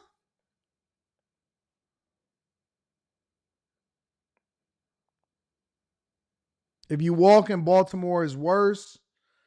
Memphis needed, but see, let me tell you why Oakland is kind of like one of the worst. Oakland is one of the worst because not only do they not have any money or any funding, but Oakland also has an undercurrent of homelessness and drug use that's crazier than anywhere. Oakland got a pimp culture. It got a drug culture. It got a homeless culture. It got a robbery culture. Most places, it's like, all right, so this is the hood. This is where they got gangs and drugs. Or this is when they got prostitution is this. Oakland got it all. It's like it's all in one space, and it's warm outside. And they lost. Bro, Oakland is the only place that has lost all their teams. Every team has left. The Raiders left. The A's left. Right? You can't go see Golden State no more. Bro, I'm telling you, bro. The warmness and the homelessness make it 10 times worse, bro. It's got it. Because you got to usually pick a side. You got to pick a problem in most places. Oakland got them all. Bro. They got all of the problems all combined into one, and they broke. And they got corruption within their politics. And they got they diversity, equity, and inclusion with all of the people that are criminals. They got black criminals, Latino criminals, white homeless, black homeless. They got everything, bro. I think it's Oakland, bro. I got to give it to Oakland, bro. Seriously, because it's the warm weather that makes it higher on the list. Before. Still, neighbors criticize police response and vow to take matters into their own hands after last night's sideshows in Oakland and Richmond produced little in the way of law enforcement response. When all of you to see Baltimore, they still got the Ravens. You know what I'm saying? And they still around the DMV area. So it's different from Baltimore. Memphis, they still got the Grizzlies. You know, and they got some decent universities over there. When you think, when you start to put it together, when you talk about Camden, I don't know about Camden. I mean, y'all lost the New Jersey Nets. I don't really know nothing about Camden, so I can't speak to Camden. They lost all their team. How do you lose every team, bro? Oh, man, they ain't got no police officers in Oakland. They ain't got no police. I heard they short like 800 police officers. Got that story.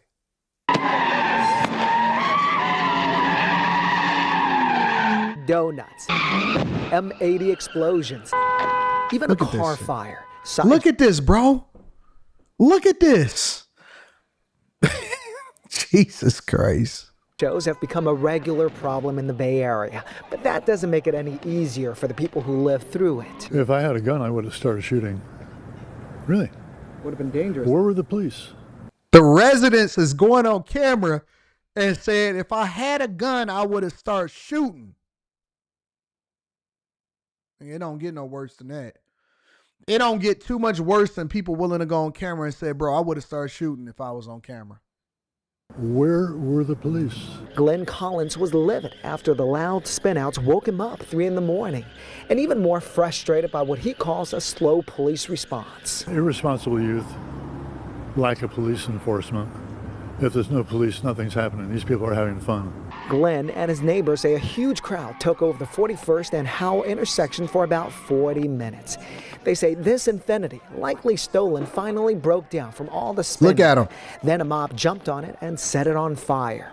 Neighbors say police didn't move in until after the car was torched to break up the crowd of rowdy drivers and spectators. Because they could get something else on fire, you know what I mean? Like these old buildings around here, that's kind of scary. That seems like extra. I don't think they need to be doing all that. One neighbor tried to put out the flames with a fire extinguisher, but was told to back off for his own safety. Police say this was one of at least 4 sideshow locations in Richmond and Oakland on Sunday morning. The wheels screeching and people yelling and screaming, and it's just insane. Just complete insanity. Some neighbors say as long as no one gets hurt, they're cool with it. Live and let live. We kind of waiting for it. See this, y'all? They think it's cute. Yes, some unique about it. It's just the culture here. It's just a culture. Love us some white people. You know what? I love white apologists because you know what's so good about white apologists is that you can say and do anything to them, and then they just go ahead and take it because they feel as though they owe you something. Them being born white means that they owe you an apology for whatever it is. You know what? I deserve that for all of the years that your people just so happened to get beat in slavery. And I seen Gloria and Denzel Washington. He got whooped because he was looking for shoes. I need that. I deserve that too. You know what? It's not his fault. Officer, leave him alone. Leave him alone because Black Lives Matters. You can say and do anything to a white apologist and they just gonna take it. They not gonna do nothing. You know that they not armed. They have no, because they don't believe in weapons. They believe in peace symbols.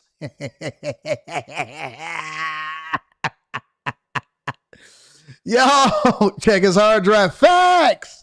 Oh, I was thinking the same thing. You got to check that dude's hard drive. Probably got something on there that he ain't supposed to go. You can do anything to a white apologist liberal. Don't even matter. Bull ring, don't matter.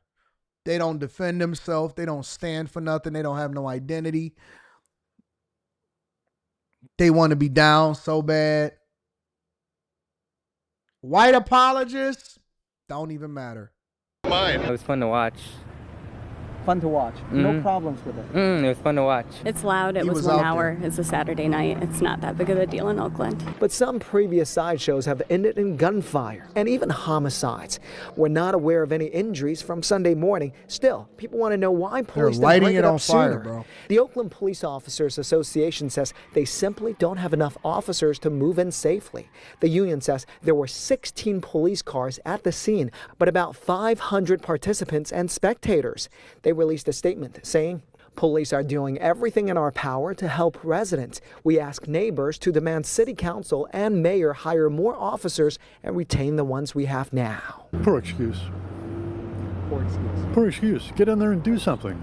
OPD doesn't really respond to things, and they like to get a lot of overtime pay, so they usually draw things out and don't react to things. Some neighbors posted a petition at the intersection urging the city to put in a traffic circle. These are things that cost less than thousands of dollars and are effective at completely preventing sideshows from happening. Glenn says he doesn't see a solution other than moving out. I think the solution is to move out of the neighborhood. Really. This is going to happen. This is unresponsive Oakland police. Yeah, I think that the solution is to move out too. If anybody can at this point, once you seen one team go, then it was time to go, honestly. Y'all got to be able to check the signs. And the signs will alert you to try to get the most money for your house on your way out the door. You got to get out of there, bro. Every place and every environment is not worth staying in, trying to hold it down. You got to get out of there, bro. And it's sad because, again, the residents and the people and the taxpayers are the ones that's going to suffer. It's so sad. Make sure y'all hit a like for the algorithm, subscribe to the channel, and turn on your notifications. Shout out to Oakland. We love Oakland. We love Oakland. Always providing us with that good content. Yeah. I want to go over to Chicago next, but before I go over to Chicago, let me make sure that I read all of the super chats because I got to hold down the people that's holding me down. Shout out to my people over there in Japan. Says, don't any peace in drug dealing, gotta sleep with one eye open. You don't have any peace with drug dealing, gotta sleep with one eye open. Watch your back, your front, and so forth. We are good on that. Shout out to you. Also says, meant to say peace. There's no peace. I know what you meant to say. Thank you to all of my people that support the platform. Mr. Joe says they should charge the parents with the same crimes their kids committed and charge with. Well, here's the problem, Mr. Joe. Nobody gets to find out exactly who committed what crimes because most of the time the crimes go unsolved. Did you know that Oakland didn't arrest anybody? Anybody. Los Angeles doesn't arrest anybody. King to All says, I spent the week in jail. Knights was in there smiling, asking me if I want to play cards. Like, nah, bitch. Y'all happy? F out of here. I was musty as F. The soap was the what? And the width, it was skinny and it was like a credit card. You took a whole bath every day? Oh, shout out to King to All. Mr. Lott says that's what you're supposed to do. Living defendants equal court, court equal jail. Jason A-Team says, people don't just understand. People are tired of these criminals. So glad homeowners were safe and took care of the business. Protect your home. Yeah, you got to protect your home. Jamaica says, just caught up with the stream, watching it on 2x speed. You a fool. Just saw that shooting segment. We going to get that screaming up out of you. Yeah, we got to get that up out of you. I want you to scream, boy. Philly is a great city, especially with sports and history. A lot of nice restaurants. It's the violence that's bad for some reason, and it's out of control. Shout out to you, Jason 18. Lee Hub says, Oakland property is still more valuable than Detroit. Double. Okay, Lee Hub, you stay your punk ass over there then, if you think so. And you're wrong. You're absolutely wrong. New here, just joined the Patreon. How can I get a coaching hall? Shout out to AD and the Bag Chasers. Yeah. Make sure y'all tap into the Patreon. Link is in the description as well as pinned to the top of the chat. I haven't announced coaching calls yet, but we'll figure that out.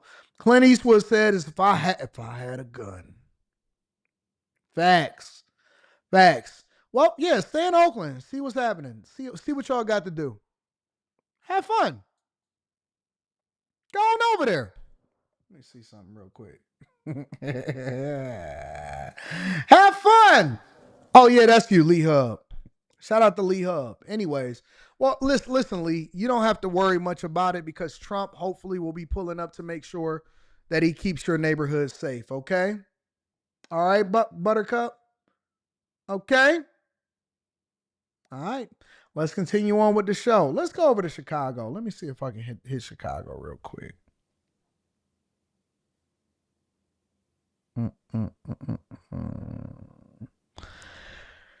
Chi-Town. Let's go over to Chi-Town. I know that Trump is looking to head over to Chi-Town. Chi-Town. I heard G Herbo be out there in Chicago, right? Don't G Herbo be out there in Chicago? Chi-Town.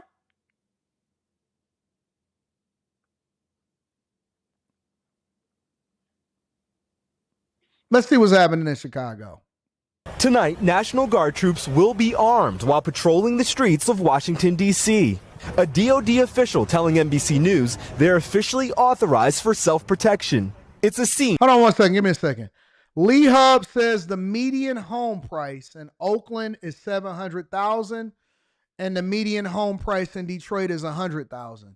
Okay, that's cool. Let's assume that that's true for the sake of conversation. So you're saying that you're paying more for homelessness, tent cities, drugs, and crime. So you guys are paying more in property taxes, you're paying more in interest, you're paying more for services, and you can't even get the police to show up because y'all 800 police officers short. So the criteria for determining whether or not you should live in a place is how much more expensive it is. And this is why Californians are delusional as it is.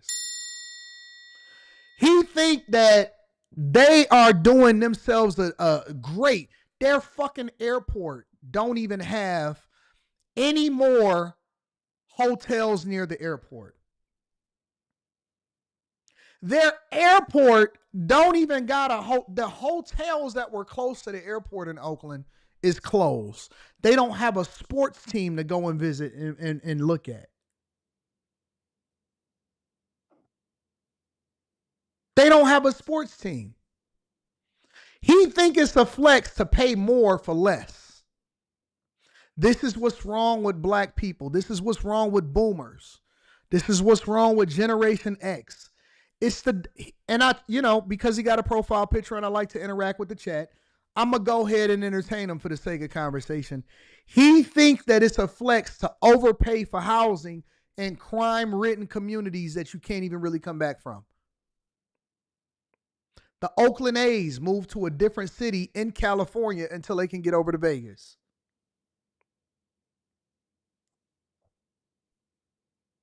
Crazy.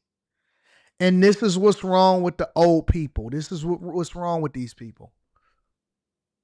Instead of saying, yo, yes, we need to tamp down on crime and not have so much corruption and crime and we just ousted our mayor and so on and so forth. Instead of saying that, they want to compare themselves to somebody else as though that's going to make their situation better.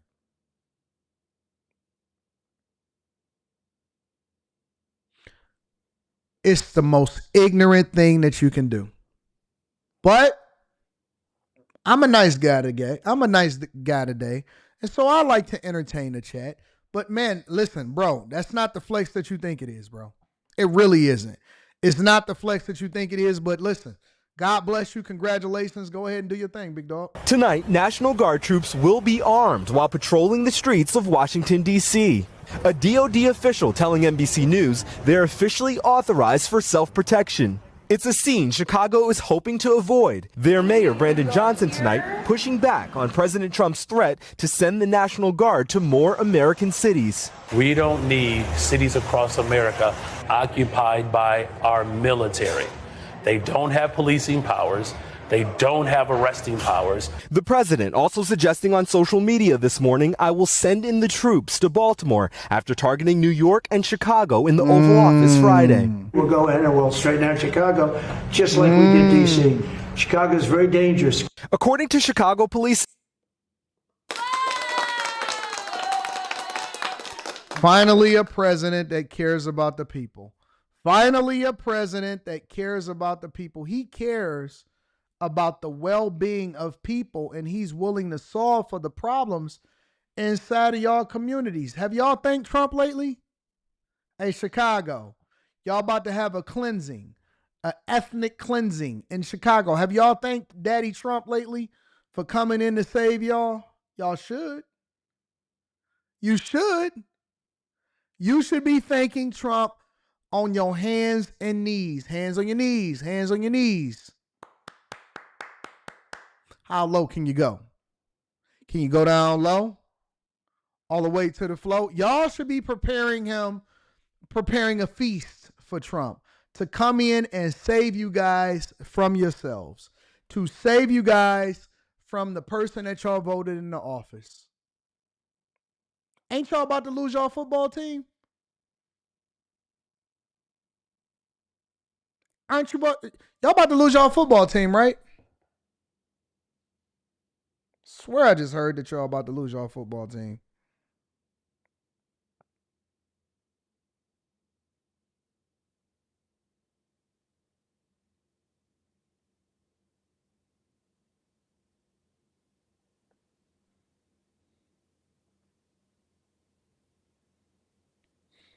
Statistics, murders, robberies, and shootings are all down more than 30% this year. Illinois Governor J.B. Pritzker accusing Trump of abusing his power and saying in a statement that there is no emergency that warrants deploying the National Guard. Chicago has been a frequent focus of Trump's criticism, going back to We all know that the numbers is juiced, so we just gonna completely ignore that. Ain't no need in beating a dead horse. first term when he set hundreds of federal agents in 2020 to target violent crime. Help is on its way. But the latest threats come after the president mobilized D.C.'s National Guard this month and took over the California National Guard in July over the objections of state and local leaders. As Illinois leaders and the ACLU vow a swift legal response. There's a higher barrier for the president to send National Guard into Chicago. He's going to have to articulate a reason for doing it. Shaquille Brewster joins us now from Chicago. And Shaq, the Trump administration may have a harder time getting National Guard boots on the ground where you are in Chicago compared to here in D.C. Absolutely, Hallie. Leaders here are raising constitutional and states' rights concerns, suggesting that legal pushback would come almost instantly. It's a similar line of messaging that you're hearing from Maryland's Governor Wes Moore, who's calling Trump's use of a National Guard a scare tactic. Hallie? We thank you for watching. So and remember, they don't. All right. So these liberal cities are basically fighting to actually reduce crime inside of their cities. There is pushback tonight from Chicago's mayor after President Trump's threats to deploy the National Guard. The Washington Post reports the Pentagon is planning to deploy troops as soon as next month. NBC5's Casey Standahar joining us with the latest developments. Casey, lots going on. Yes, Natalie, it's already happening in D.C. tonight. The U.S. National Guard troops will begin carrying firearms. President Trump called Chicago a mess and said our city could be the next target for National Guard deployment. Today, for the first time, we heard directly from Mayor Brandon Johnson. He said Trump's plan is uncalled for, uncoordinated, and unsound. This is costly, illegal, and unconstitutional. I'm going to use every single tool that is at my disposal in order to keep the people of the city safe. Under federal law, President Trump cannot unilaterally call up the National Guard unless he invokes things like the Insurrection Act. But that's not stopping him from making statements like this. The people in Chicago, Mr. Vice President, are screaming for us to come. They're wearing red hats, just like this one, but they're wearing red hats. The Chicago Police Department reported a 30% decline in crime. Governor J.B. Pritzker making a statement saying there's no emergency that warrants deploying the National Guard. Is he going to try to put National Guard around Michigan Avenue or downtown? Or is he going to go into Englewood or other parts of the city that do have a crime problem? Former Chicago Mayor Rahm Emanuel appeared on CNN on Sunday and was asked how he would handle crime amid President Trump's plan. I would say work with us on public safety. Here are the 5 things you could do. I don't like when people try to give me a list of things that I can do when I'm trying to come in and help you. I'm not in a negotiating move. And if you had things that you was able to solve for and you knew what the identification of those things were, then you would have solved for it already. Let me hear what y'all feel about Rahm Emanuel. How do y'all feel about Rahm Emanuel? Here are the 5 things that you can do for us. You know what I like to say. You know what you could suck, right?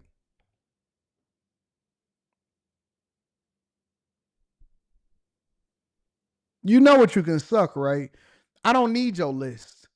If your list was working, then it would have already been solved for. If your list was worthy of having a conversation about, then this would have already been solved for. What do I need your list for? Here are the 5 things that you can work with us for. And you know what the 5 things usually come with, right? Send us some more money. Send us some more money. Send us some more money. Send us some more money. Send us some more money. That's all it does. That's all they want. That's what Baltimore's mayor was asking for. Hey, Trump, can you please send us just some more money? We don't need your help. Nope. Because if I got to come through and if I got to get involved, then everybody is going to suffer. Heads has got to roll. If I got to come through and I got to deploy resources in order to fix these stupid cities, heads got to roll.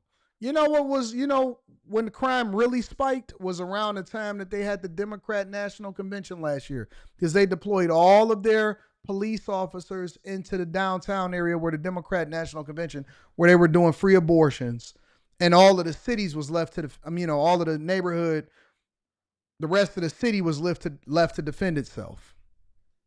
Technology to deal with carjackings, prosecuting gangs and gun violence in the city.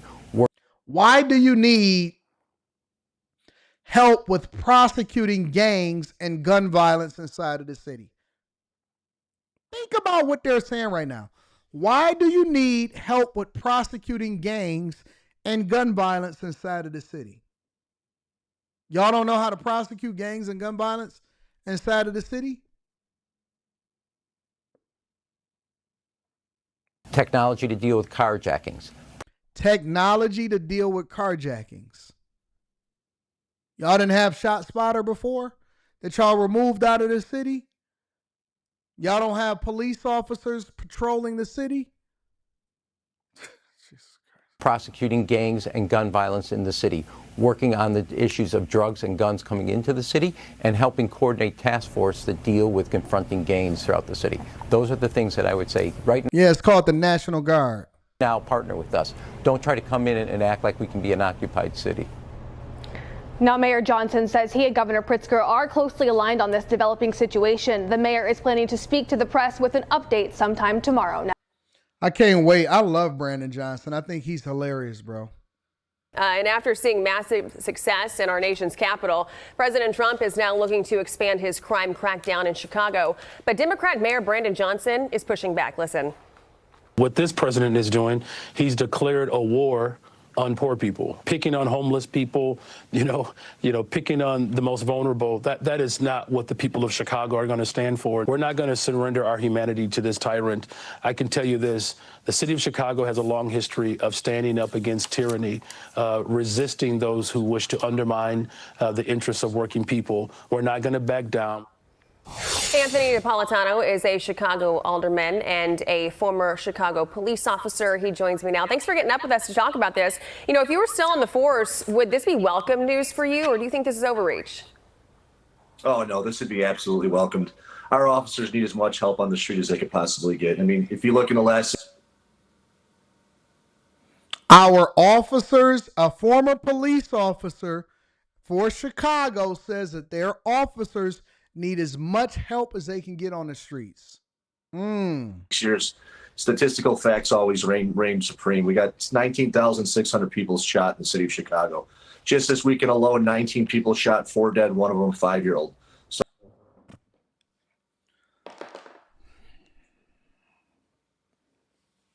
how can you not want help with that? How can you not help with one of the people that was shot and killed was a 5-year-old? I forgot. It's Monday. Daycare is open. I got to be very careful.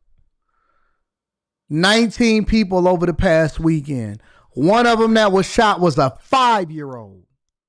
You got no murders since Trump took over D.C. Zero. Zilch. Nada. No murders. Carjackings down over 90%. A 5-year-old. Who's going to answer for that? Who's going to solve for that? Wouldn't you want if Trump had invaded and took over the police force and sent the National Guard into Chicago a week earlier, that 5-year-old might still be alive. That 5-year-old might still be alive.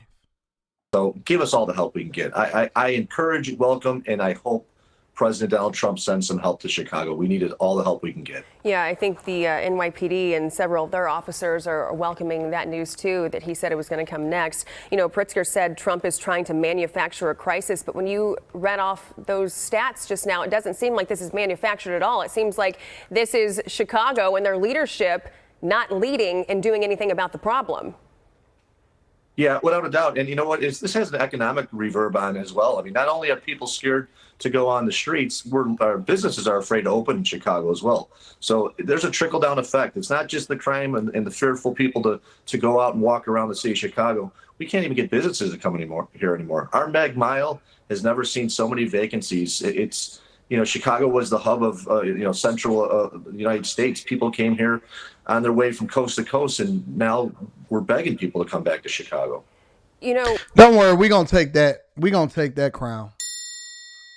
Michigan coming to get that crown. Don't worry about it. We gonna take that crown. We coming to get it. I know that's supposed to be our cousins over there. Do you want to ride with me? P-I-M-P ology, but logically, be you learning these host biology? Obviously, well. Do you want to ride in the backseat? I know y'all supposed to be our cousin, but we're going to go ahead and take that business. We're going to go ahead and take that business. Have y'all seen the Mag Mile? Have y'all seen the Mag Mile lately? It's crazy. It's crazy. The vacancy rate, they say that it's almost above 50%. They say that 1 out of every 2 stores are closing or has closed on the Mag Mile, and that nobody wants to visit it because it's not safe, or at least the perception of Chicago and their reputation has gone downhill. Chosen One says, nah, AD, Chicago would always be on the top of the Midwest. How you figure that? Y'all don't even have no money. Y'all broke.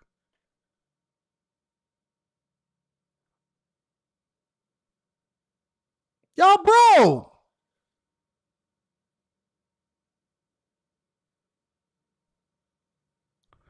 Y'all don't have no money. Y'all operating in the deficit.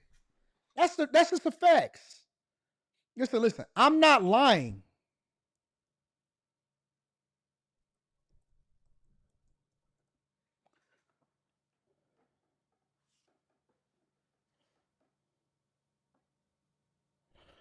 For us in particular, here, I'll give you an example. I'm going to give you an example of a well-ran city, okay? So for Detroit, Detroit is running ahead of budget projections for 2024-25 fiscal year with a strong income tax, gaming, property tax revenues leading to an expected, not unexpected, expected budget surplus. The city plans to continue to build its reserves, including its rainy day fund, and has dedicated a portion of recent surpluses to community improvements and retirement benefits.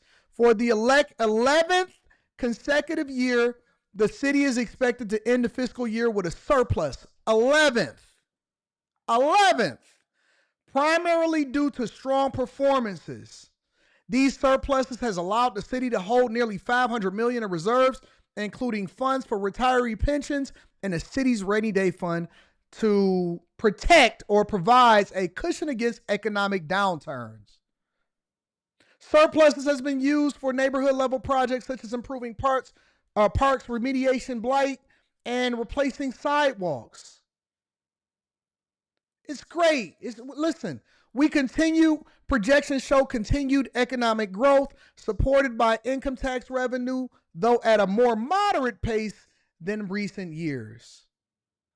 We're doing really well in the city. Shout out to Detroit. Let's go Chicago. Let's just replace one word.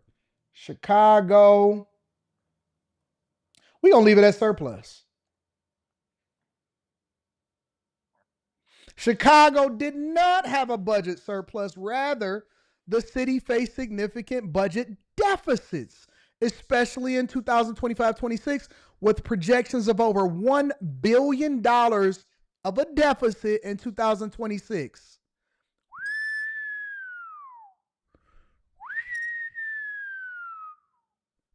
It's a big difference.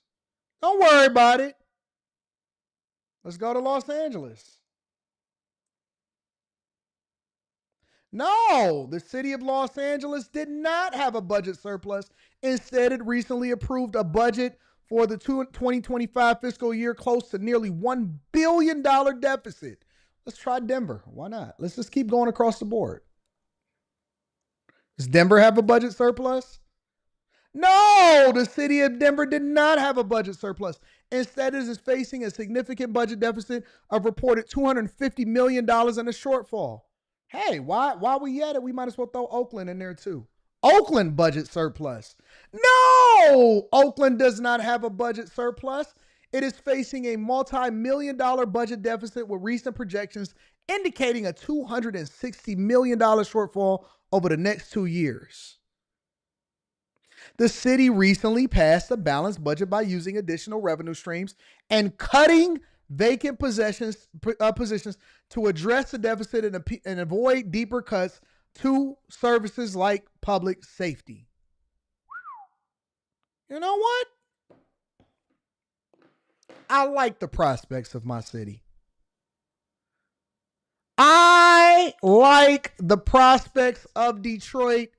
I am going to continue to hold down a city that I was born and raised in. We went through it, and so we learned from it. Y'all didn't learn from our mistakes, and now we're operating at a surplus. 11 consecutive years.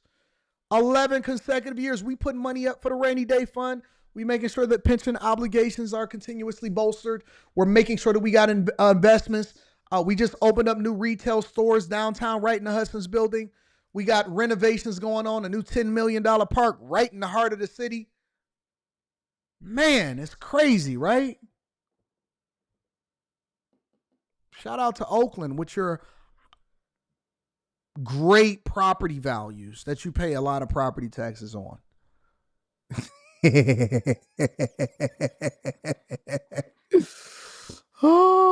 You responded to, I mean, there's no telling how many calls. You saw things firsthand. You spoke to the people of Chicago firsthand. When you hear this rhetoric that's coming from the Chicago mayor, it's coming from the governor, do you think this is really what the people of Chicago want? I mean, I know they vote these people in, but they can't want this. Surely they want crime to be at a minimum. Yeah, this is political agenda. This is when Chicago and our current administration always puts politics over people. So Anton fixed the airport. DTW is one of the best airports in the nation. DTW has one of the best airports in the nation. It is Delta's second biggest hub right behind Atlanta. What are you, crazy?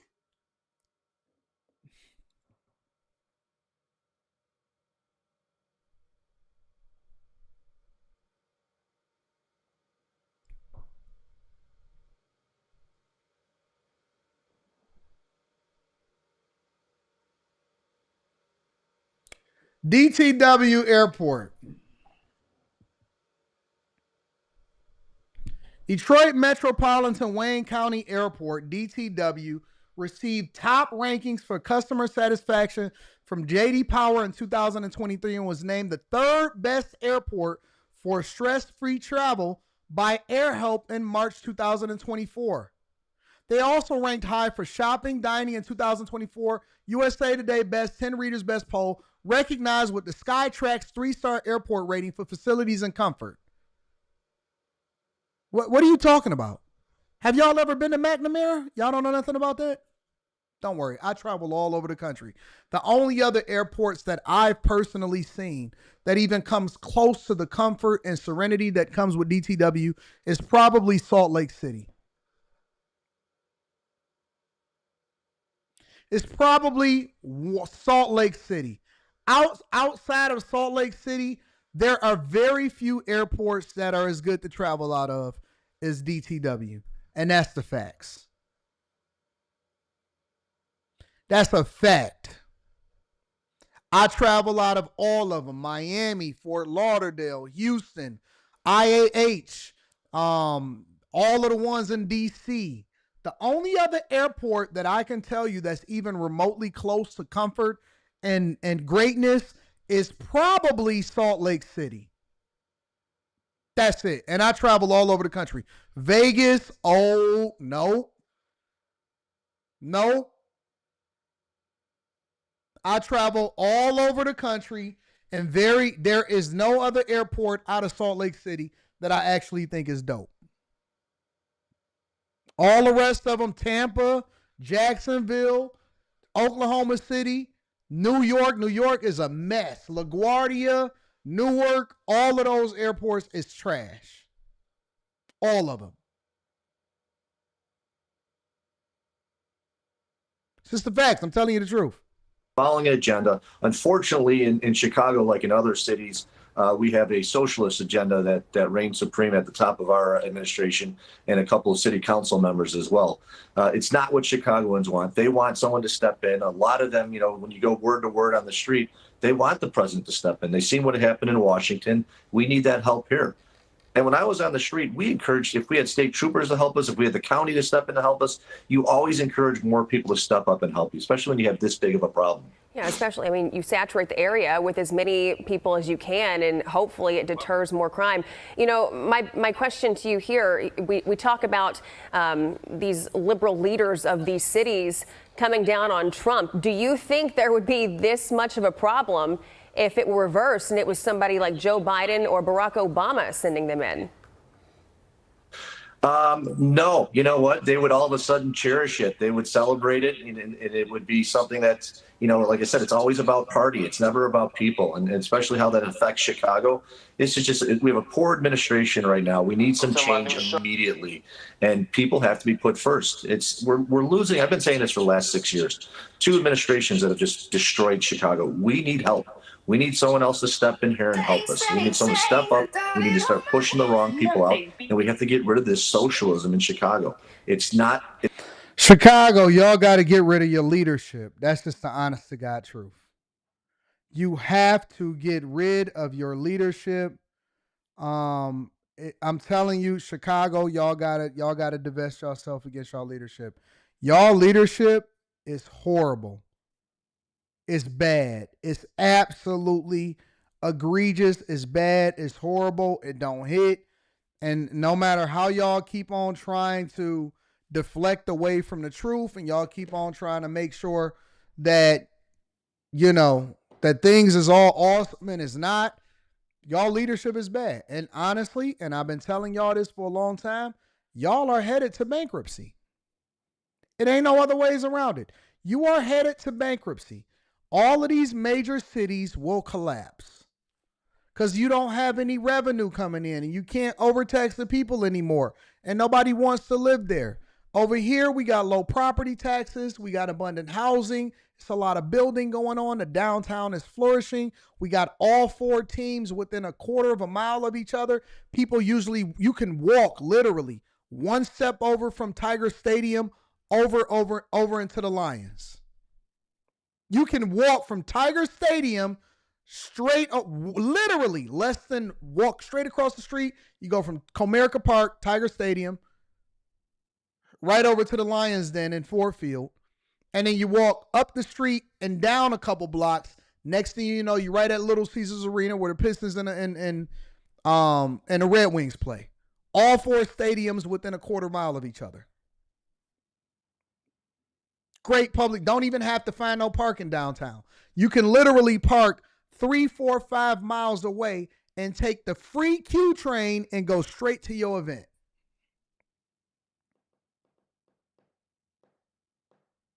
That's a fact.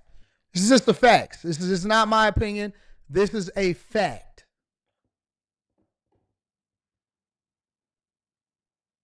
Oh, they feeling some type of way about that. Oh, well, it's not your fault. It's your city leader's fault. It's not your fault. It's the city leader's fault. It's not your fault. Don't worry about it. We'll get back to you. We're going to come back to you. Let me read some of the super chats and see what y'all talking about. Andre Andrews says that man is a fool. Oakland property value is predicated on big tech being in the Bay. He's a fool. Well, listen, you said it, not me. Oakland is on his worst day is still 10 times better than Detroit. Okay, well, you keep thinking that, Michael Porter. Go ahead and stay there. Let me see what happens to you. Maybe Home Depot will stop putting up fences and barriers to keep out the homeless, and they won't keep blaring things over the loudspeaker to keep homeless people from climbing the fence. Carrington Love Jr. says, there's no better state than North Carolina. We have clean and economically segregated neighborhoods. Our local county police forces are way more aggressive than the National Guard. That's dope. That's really dope. Let's see. Terry Scott says, please find Danny for another interview, AD. I know, Danny. I got a phone number. 392Q says St. Louis Bears sound better anyway. AR says, not only do they think it's a flex to pay more for less, the ones flexing aren't even homeowners. I know, and they don't even own their home. And they paying all of these crazy property taxes. Incarceration needs to be the worst experience imaginable. The pit from Batman Dark Knight Rising comes to mind. Mother effers having board games, internet, and TV in prison is crazy to me. I agree. Supreme by Nature TV in the building says, some men aren't looking for anything logical like money. They can't be bought, bullied, reasoned, or negotiated with. Some men just want the world to burn. Alfred Penny, that's when he was telling them that about the Joker. See, I know my music. The Dark Knight series, it's my favorite. Aaron Good says, as a Chicagoan, I'm with Trump. Forget these folks. Facts. Username Delta says, I mean, seriously, what is the mayor thinking? Nothing. They just going to keep doing what they've been doing. City of Denver just laid off 171 workers. I know. I covered it last week. Mr. Joe says they didn't say anything when Obama put them kids in cages. Shy Guy says Lil Nas X charged with felonies, was on drugs, naked, and assaulted officers. Yeah, he a little zesty. I didn't even want to watch that. I seen that pop up on my feed on X. I said, I'm not about to watch this. I'm not even about to watch this. I'm not. Detroit is awesome, bro. Let me see something. I'll be so obsessed with my city. I'm so obsessed with my city.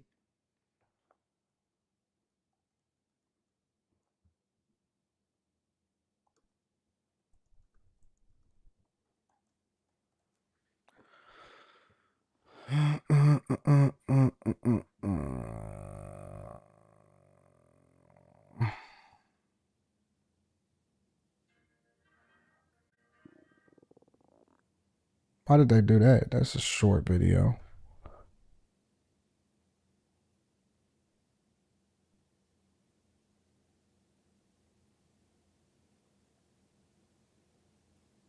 I love this city.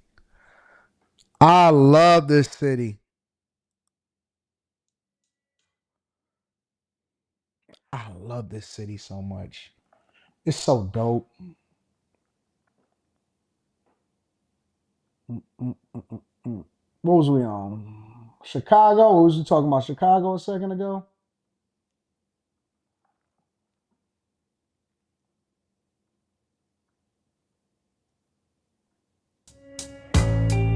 So there it is. So if you look over there and you see Comerica Park, the baseball field, you see it directly across the street from Ford Field where the Lions play. And then that's the new Hudson's building, that tall glass building. They literally just built that over the last couple of years. I love this city. And then that's Canada, baby. Yeah. So you see the GM building. It's the one over there by the left. And then we overlooking Canada. That's the Detroit River. Oh, bro. And that's where Ton Dog lives right there. I'm not even going to tell you where I live.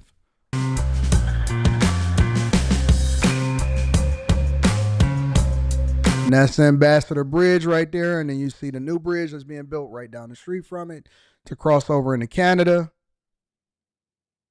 Yeah, man, this is dope. This is dope. I like what the city is becoming. I like the city, and I like what it's becoming, and I'm happy to be here. Anyways, let me go ahead and move over to the next thing that we want to talk about. What are we talking about next? Oh, San Francisco. We're moving over into San Francisco really quickly. Make sure I hit a like for the algorithm. Subscribe to the channel and turn on notifications. San Francisco, I heard that they got problems over there in San Fran. We got to talk about it. Let me see if I can get this popping. More on all those stories ahead, but first, another disturbing attack on ICE officers. A mob assaulting 4 agents in San Francisco, even threatening their families. Christina Coleman is live in Los Angeles with more on this. Christina. John, dozens of protests. Hey, Christina. Hold on. You popped up on the screen like Batman. Angeles with more on this. Christina. Christina got her hair done, her nails did. She got her eyebrows arched. She got her makeup right. Her lips is perched. I like that. I like that. I like that. You know, chocolate is good for me. I'm good on chocolate. I like chocolate. Got her hair curled.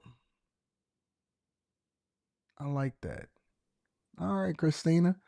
Talk to him. You made the broadcast a little better for me. I'm feeling Christina. I gotta get Christina up here for an interview real quick.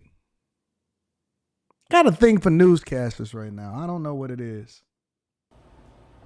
John, dozens of protesters rallied outside of San Francisco's federal court building waiting for the release of a person who DHS identified as Adrian Guerrero, a U.S. citizen who federal officials say assaulted ICE officers and threatened law enforcement by saying, quote, "I'm going to go after your family and I'm going to stab you." Guerrero, who identifies as a woman and goes by the name Angie, was charged with assault and destruction of... Well, you see how they always got on masks? I don't trust none of these protesters, bro. Honestly, I don't trust any of these protesters. I don't. Anytime I see these people with these masks on and all of this stuff, why you gotta hide your face if you stand on what you stand on? I always look twice when I see these wild protesters, bro. Federal property after allegedly slashing the tire of a government vehicle. DHS says it happened on Wednesday when a group of about 15 to 20 violent anti-ICE rioters in San Francisco assaulted, grabbed, punched, and pepper sprayed ICE agents who were conducting targeted immigration enforcement in San Francisco, that city. DHS says they surrounded and assaulted 4 federal agents. DHS says, quote, while standing at arm's length from an officer, Guerrero made repeated threats stating, quote, "I'm going to F you up. I'm going to go after your family and I'm going to stab you." DHS says Guerrero was also in possession of a black knife and patterned headscarf during this incident. I think that liberals honestly have been taken over by the devil. Was later granted bail and surrounded by supporters after being released and had this to say about the situation. I'm good, despite the brutality and repression that the federal government is placing on this city, my city, the city I was born in. The attack on law enforcement in San Francisco was yet another example of violence against immigration agents. DHS says ICE law enforcement are now facing a 1,000% increase in assaults against them as they risk their lives to arrest the worst of the worst criminal illegal aliens. Despite all the violence, immigration officials continue to carry out their operations in various cities nationwide. These people need to be arrested. Listen. You know how you stop it? You start prosecuting them and you start holding them accountable to the fullest extent of the law. That's the only way that you're going to stop them is by making an example out of them. You have to prosecute them and you have to hold them accountable to the fullest extent of the law. Until you start making examples out of people, they're going to put their bikes in front of you.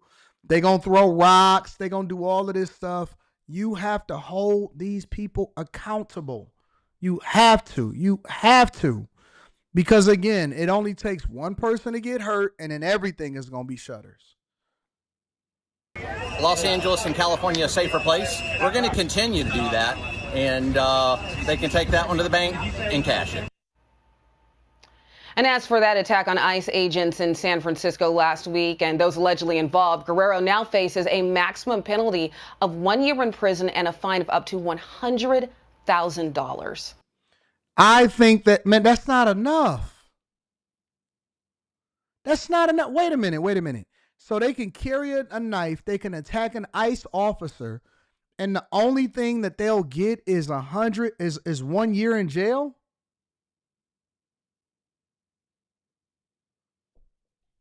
They can threaten, they can almost kill somebody, they can attack them, they can stab tires, and the only thing that you'll possibly get if you are sentenced is 1 year in jail? That's crazy, bro. That is crazy, man. It's insane, man. Mexican Senator Lily Tellez a traitor for coming on Fox Noticias with me a few days ago and saying this. Listen. The help from the United States to fight the cartels in Mexico is absolutely welcome, and that is how the majority of Mexicans feel. The only ones who don't like that President Trump is sending help and trying to support Mexicans against the cartels are the narco politicians. That includes President Sheinbaum. Mexican President Claudia Sheinbaum responding, saying, quote, "It's not a minor issue that a senator gave an interview to a foreign media outlet calling for intervention." Here to discuss is that Mexican Senator Lily Tellez. Senator Tellez, welcome to Fox Noticias. I'm just going to get right. Is that the same person? Wait a second.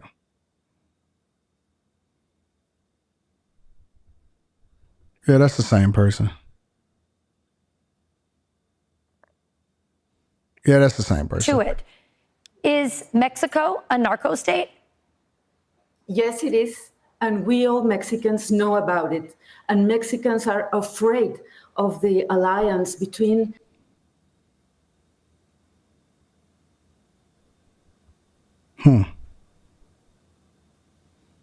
Know about it.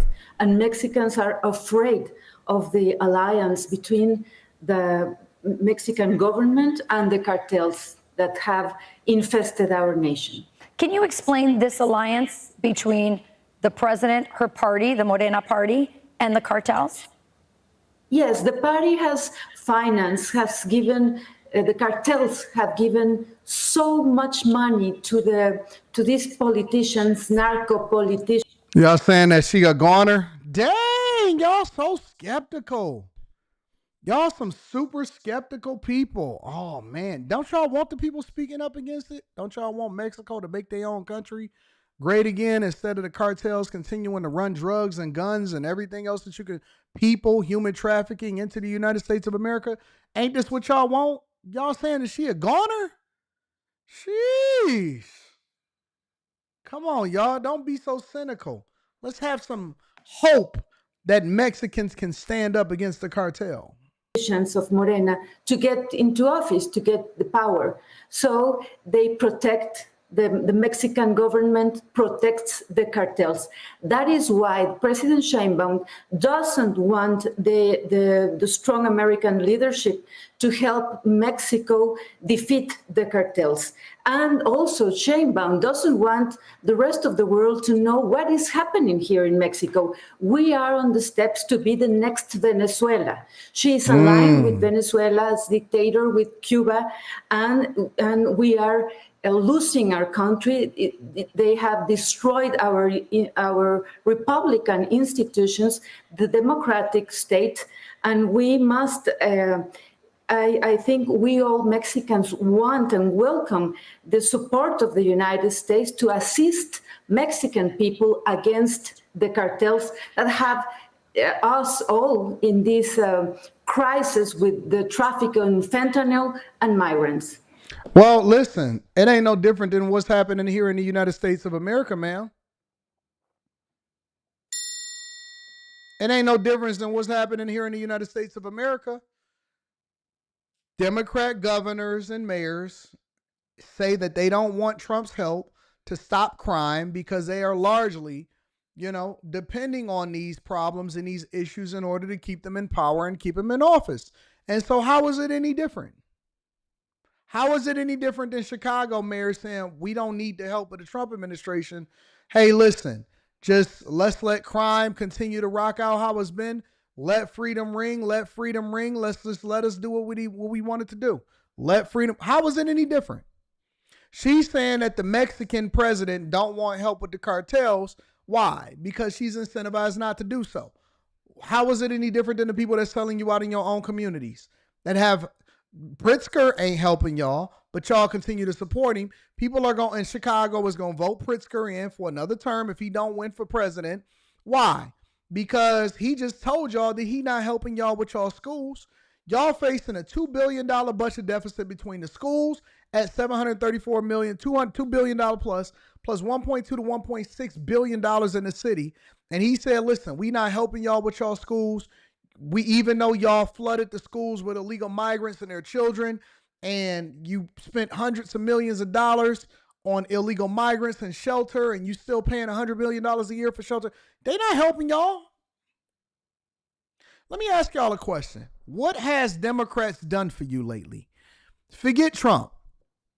Forget Trump. Let's assume, for the sake of conversation, that we're not talking about Trump. If you can't use Trump as a talking point, you know the normal thing, authoritarianism, fascism, I'm losing my rights to go and suck coochie and penis the way that I want to. I can't delete my babies as fast as I want to. We know all of this. For all of you liberals and you Democrats that are inside of the chat right now, answer me this question. What have Democrats done for you lately?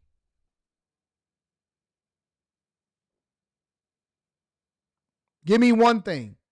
Give me one thing that Democrats have done that has been beneficial to you within the last 4 years.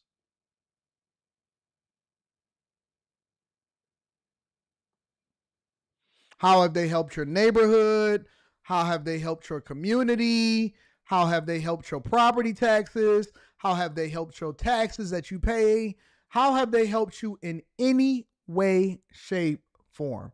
How has Democrats helped you? What have they done for you lately? What have your leadership done for you? What has Kamala done for you? What has Brandon done for you? What has Eric Adams done for you? What has Lori Lightfoot done for you? What has Gavin Newsom done for you? What has Kathy Hochul done for you? What has Jasmine Crockett done for you? What has AOC and Bernie Sanders done for you? What has Nancy Pelosi done for you? Just name one. Pick one. What has Democrats done for you? Beyonce concert was lit.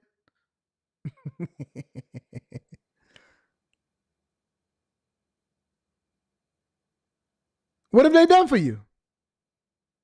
They helped you with high blood pressure? How was that?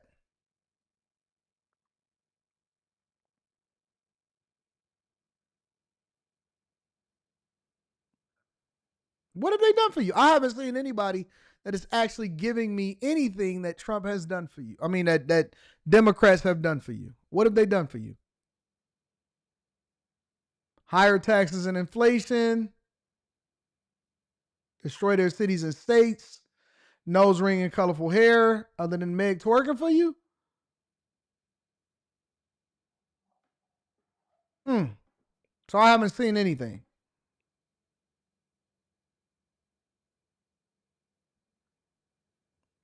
I don't see anybody telling me anything beneficial that Democrats have done. That's sad. So her response to this, and I know this because her spokesperson came on our show in response to your interview, and they say, well, we just turned over 26 cartel members. We're working, we're sharing intelligence. What are they not doing? And why is she so resistant? She sort of speaks out of two sides of her mouth. We're working with you, Trump, and then she's chastising you for saying we need more help from the United States to crush the cartels. Because she really doesn't want the help of the United States. She is lying to Mexican people, telling Mexican people that the United States will get in control of the whole country. Right. I never listened such nonsense from President Trump. What we have listened is that President Trump wants to help Mexican people against the cartels. Mexican people are suffering. So what they do is very, very little. We have huge narco politicians here in the Senate, in the presidents, governors. Mexico is a very dangerous place. Well, that brings me to King Ransom TV. He can't speak on it. I gave y'all very clear instructions. Let's remove Republicans and let's remove Trump from the conversation. What have they done for you? And you know usually what people say? well, there are two sides of the same coin and all of this stuff. I just asked y'all a simple question. What has Democrats done for you?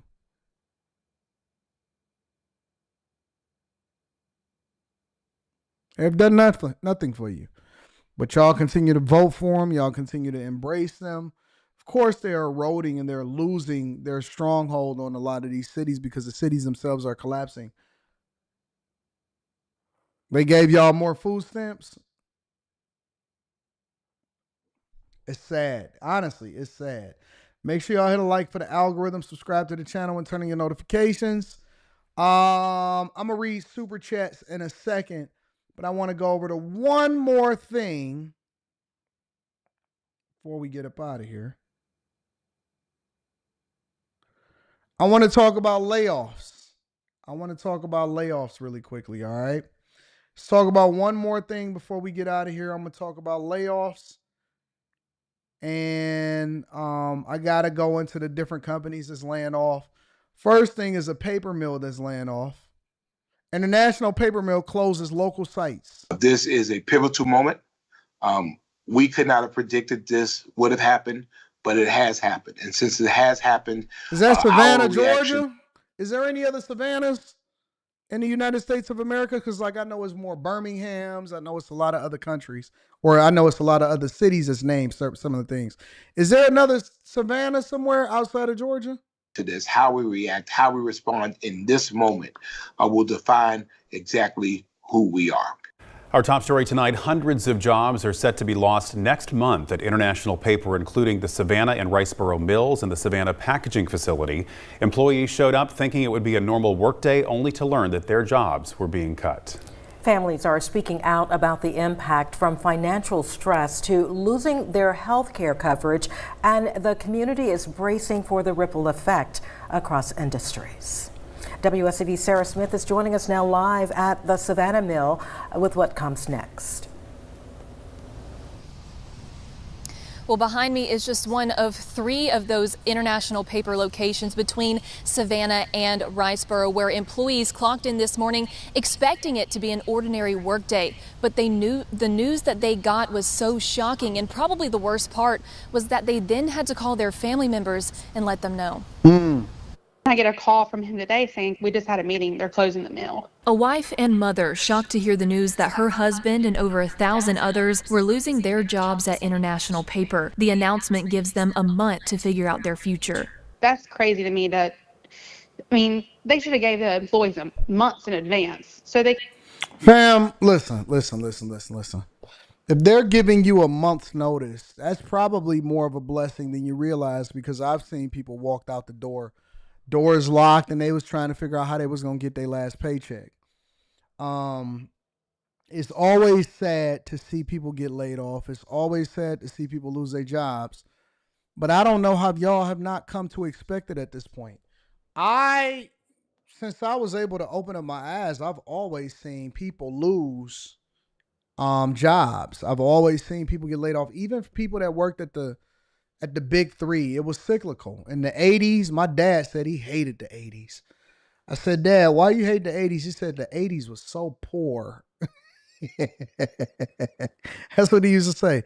He said the 80s was a reduction in everything. He said people was trying to figure out how to hold on to jobs. He said inflation was super high. He said the cars was all downsized and undersized from the 70s. He said, and they start still trying to stick halfway V6s inside of cars that was meant to have V8s in order to try to reduce the gas consumption, because gas was super high in the 80s.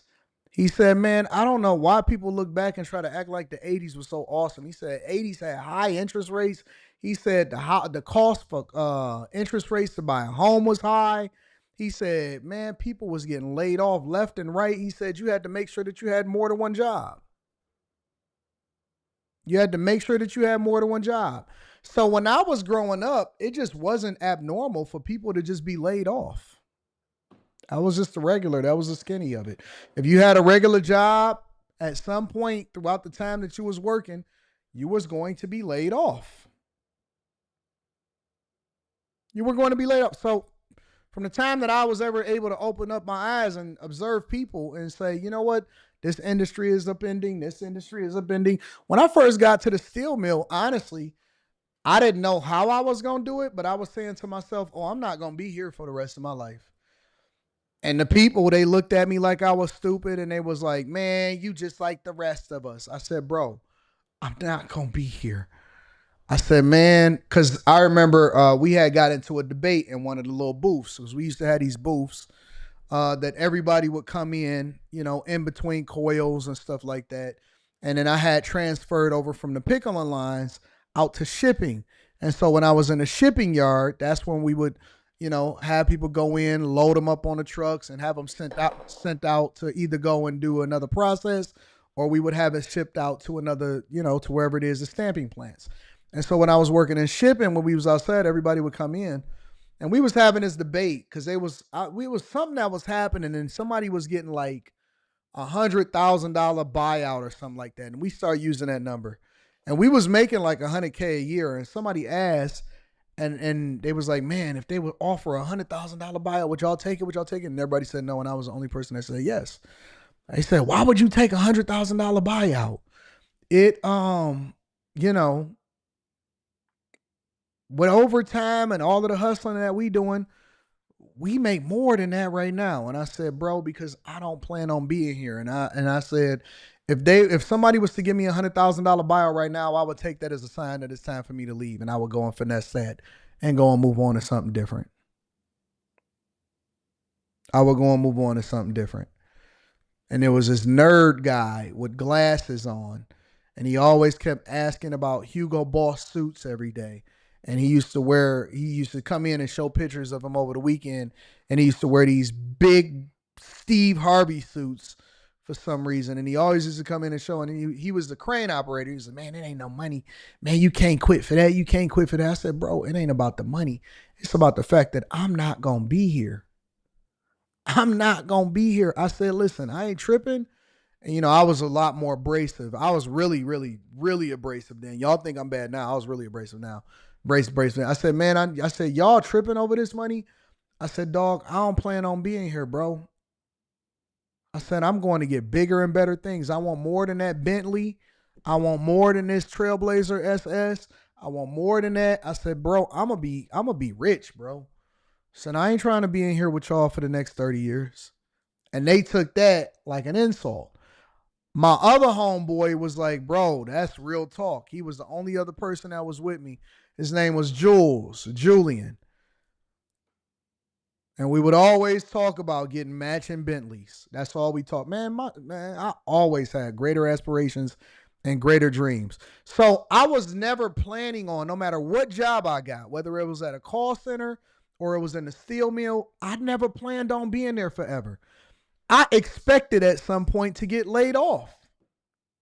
And I was always thinking to myself, man, if I could just figure out a way to get out of there, God was like, I got you. Fired. I got you. Fired. Time to get on up out of there. Go and figure that out. And time to become the man that you're supposed to be. Y'all working at a paper mill, you think with all of this AI technology, I don't even remember the last time that I got paper. When the last time y'all went and bought paper?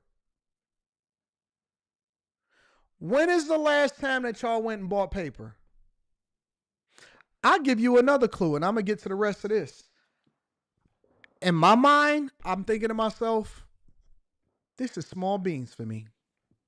As much as I like the Millionaire Morning Show, as much as I like the Anton Daniels channel, as much as I like After Hours, man, I got bigger goals and bigger objectives than this. And some people will say, man, you make it. It's the same fucking thing as that was happening back at the steel mill. Man, you doing well. Look at all the money that you're making. Look at the subscribers that you got. Man, last night I went to sleep. I was thinking to myself, and I don't give a fuck about no subscribers, bro. What am I chasing? The only reason that I'm going after the 1 million subscribers on the Anton Daniels channel is so I can leverage it into better brand deals. Because it looks better when you pitch somebody and you say, okay, I got 1 million subscribers and this is the numbers that we're doing. You can pitch better as far as the marketing and, you know, brand deals or whatever. So I won't take no brand deals until I get it. And so I'm going to just wait until the beginning of next year in order to start to pitch for that. But honestly, bro, for me, I'm thinking bigger, bro.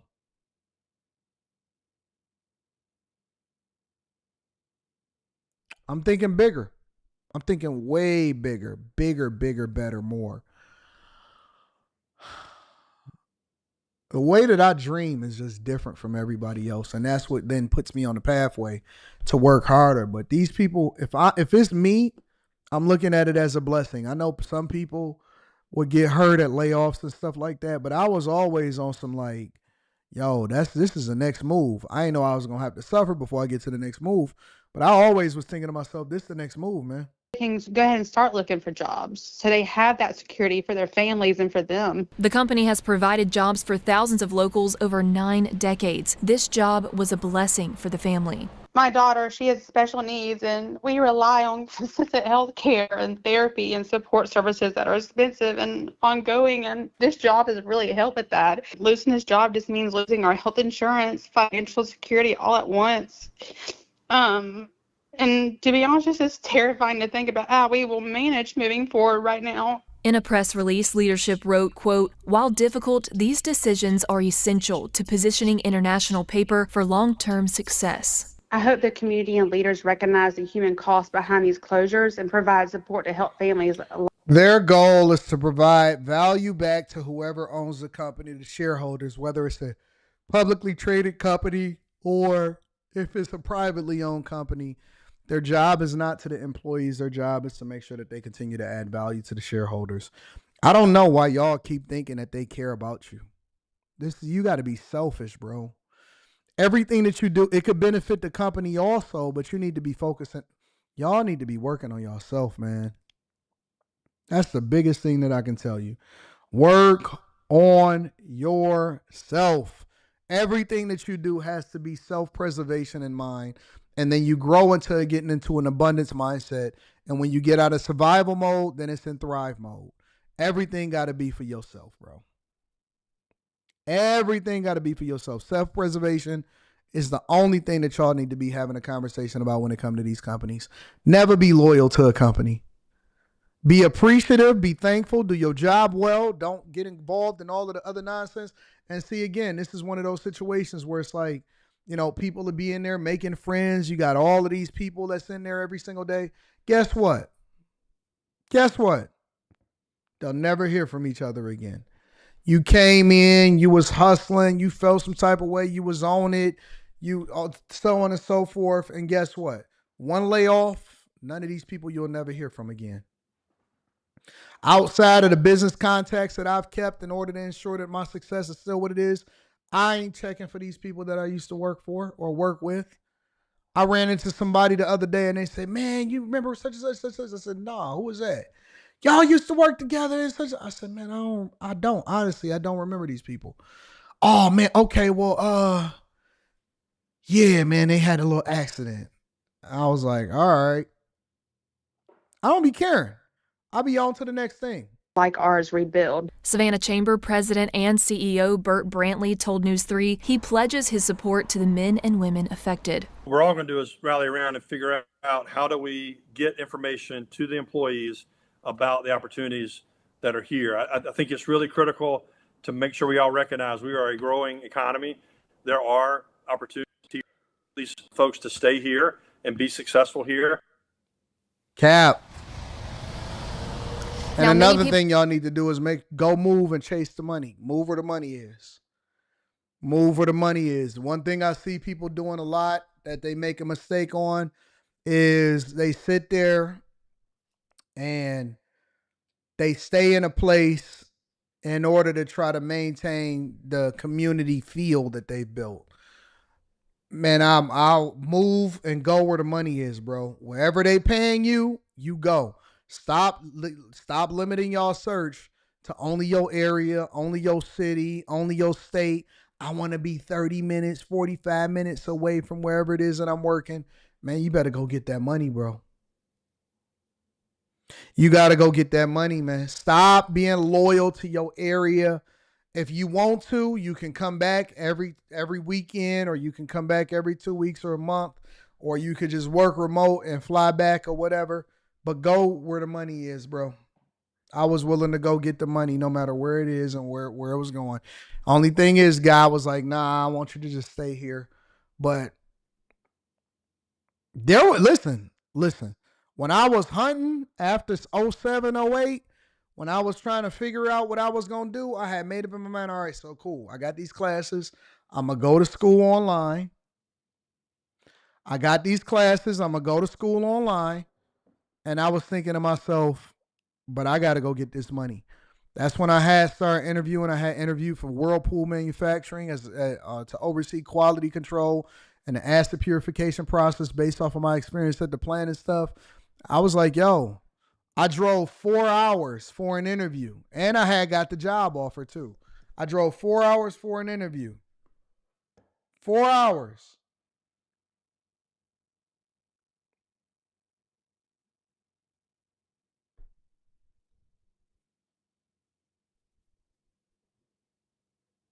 Four hours. I was willing to go. I drove 4 hours there, and I drove 4 hours back. It was like an 11, 12-hour thing because I was interviewing for like 3 hours when I was there. And I remember I was driving a Grand Prix.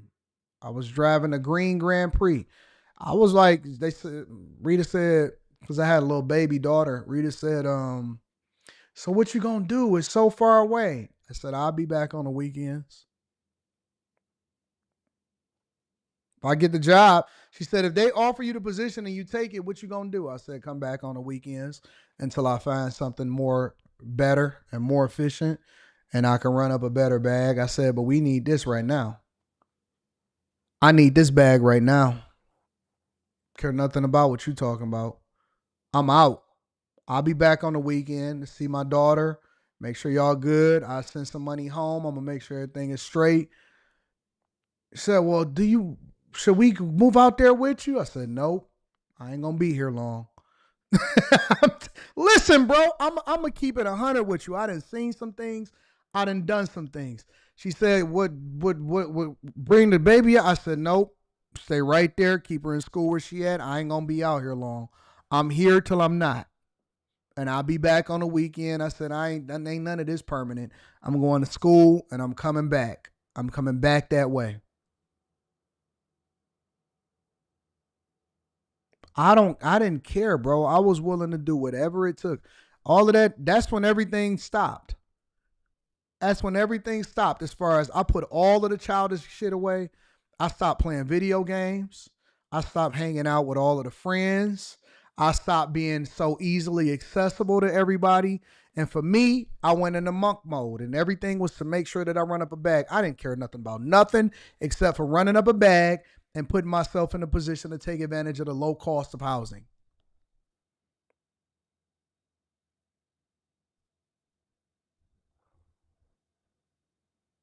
I didn't care nothing about nothing except for going and getting that money and making the adjustment.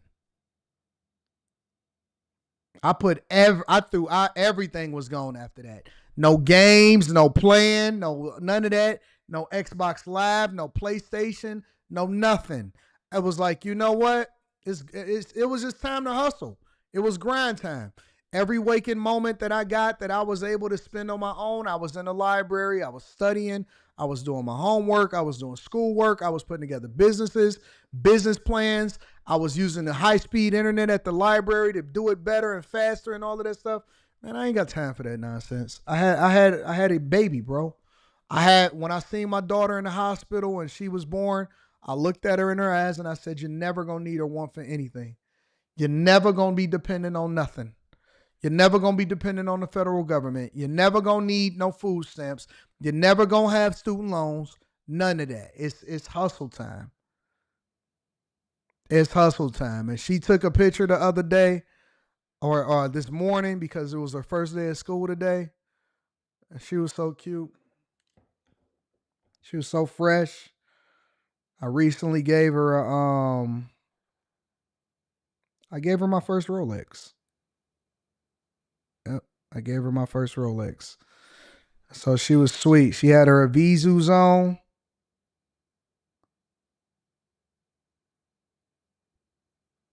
Oh, I gave her my first Rolex. That's the Rolex. She got the Rolex on her arm. I gave her my first Rolex. So now she a Roly girl. She's a Roly girl. She decided to take the Challenger, the Hellcat, to school today. So gave her my first Rolex. She said, Dad, this is a heirloom. We don't need to ever get rid of this. I said, I know. That's why you're responsible for it. Meant a lot to me. Meant a lot to me. Go get your money. Go take care of your business. Go run your bags up. Put your kids in a position to not need no government assistance in order for them to thrive. We not filling out no FAFSAs. Fuck a FAFSA. We off that. We not filling out no FAFSAs.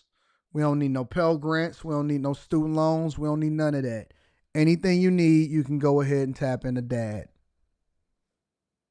Anything you need, you come call your father. You don't call, I'm your daddy, not the government. I'm your daddy, not the government. You call me. You don't call, you can reach out to no government agency.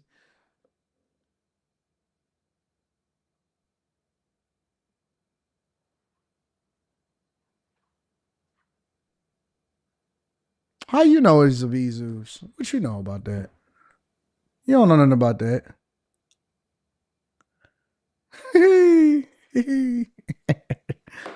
Reach out to Daddy.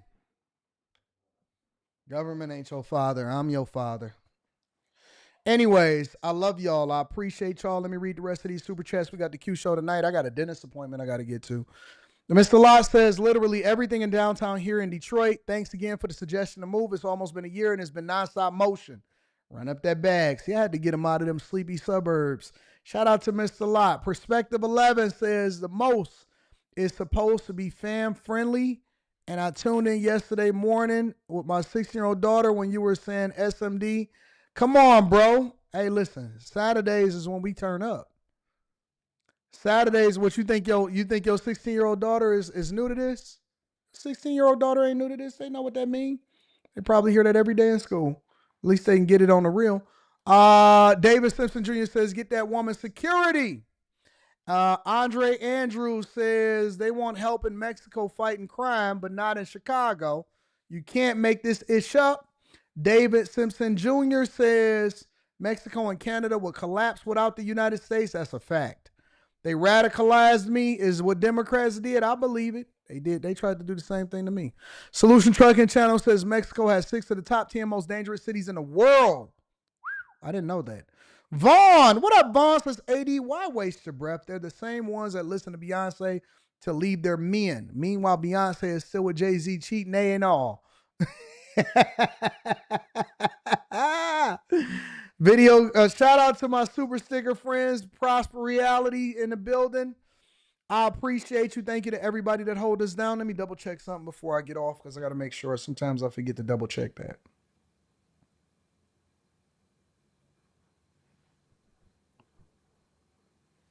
All right, we good. We good. All right, y'all. I love y'all. I appreciate y'all. I'll see y'all on Monday night tonight. I'm going to holler at y'all later. Be careful, be safe, and make sure that you get your money up. Peace.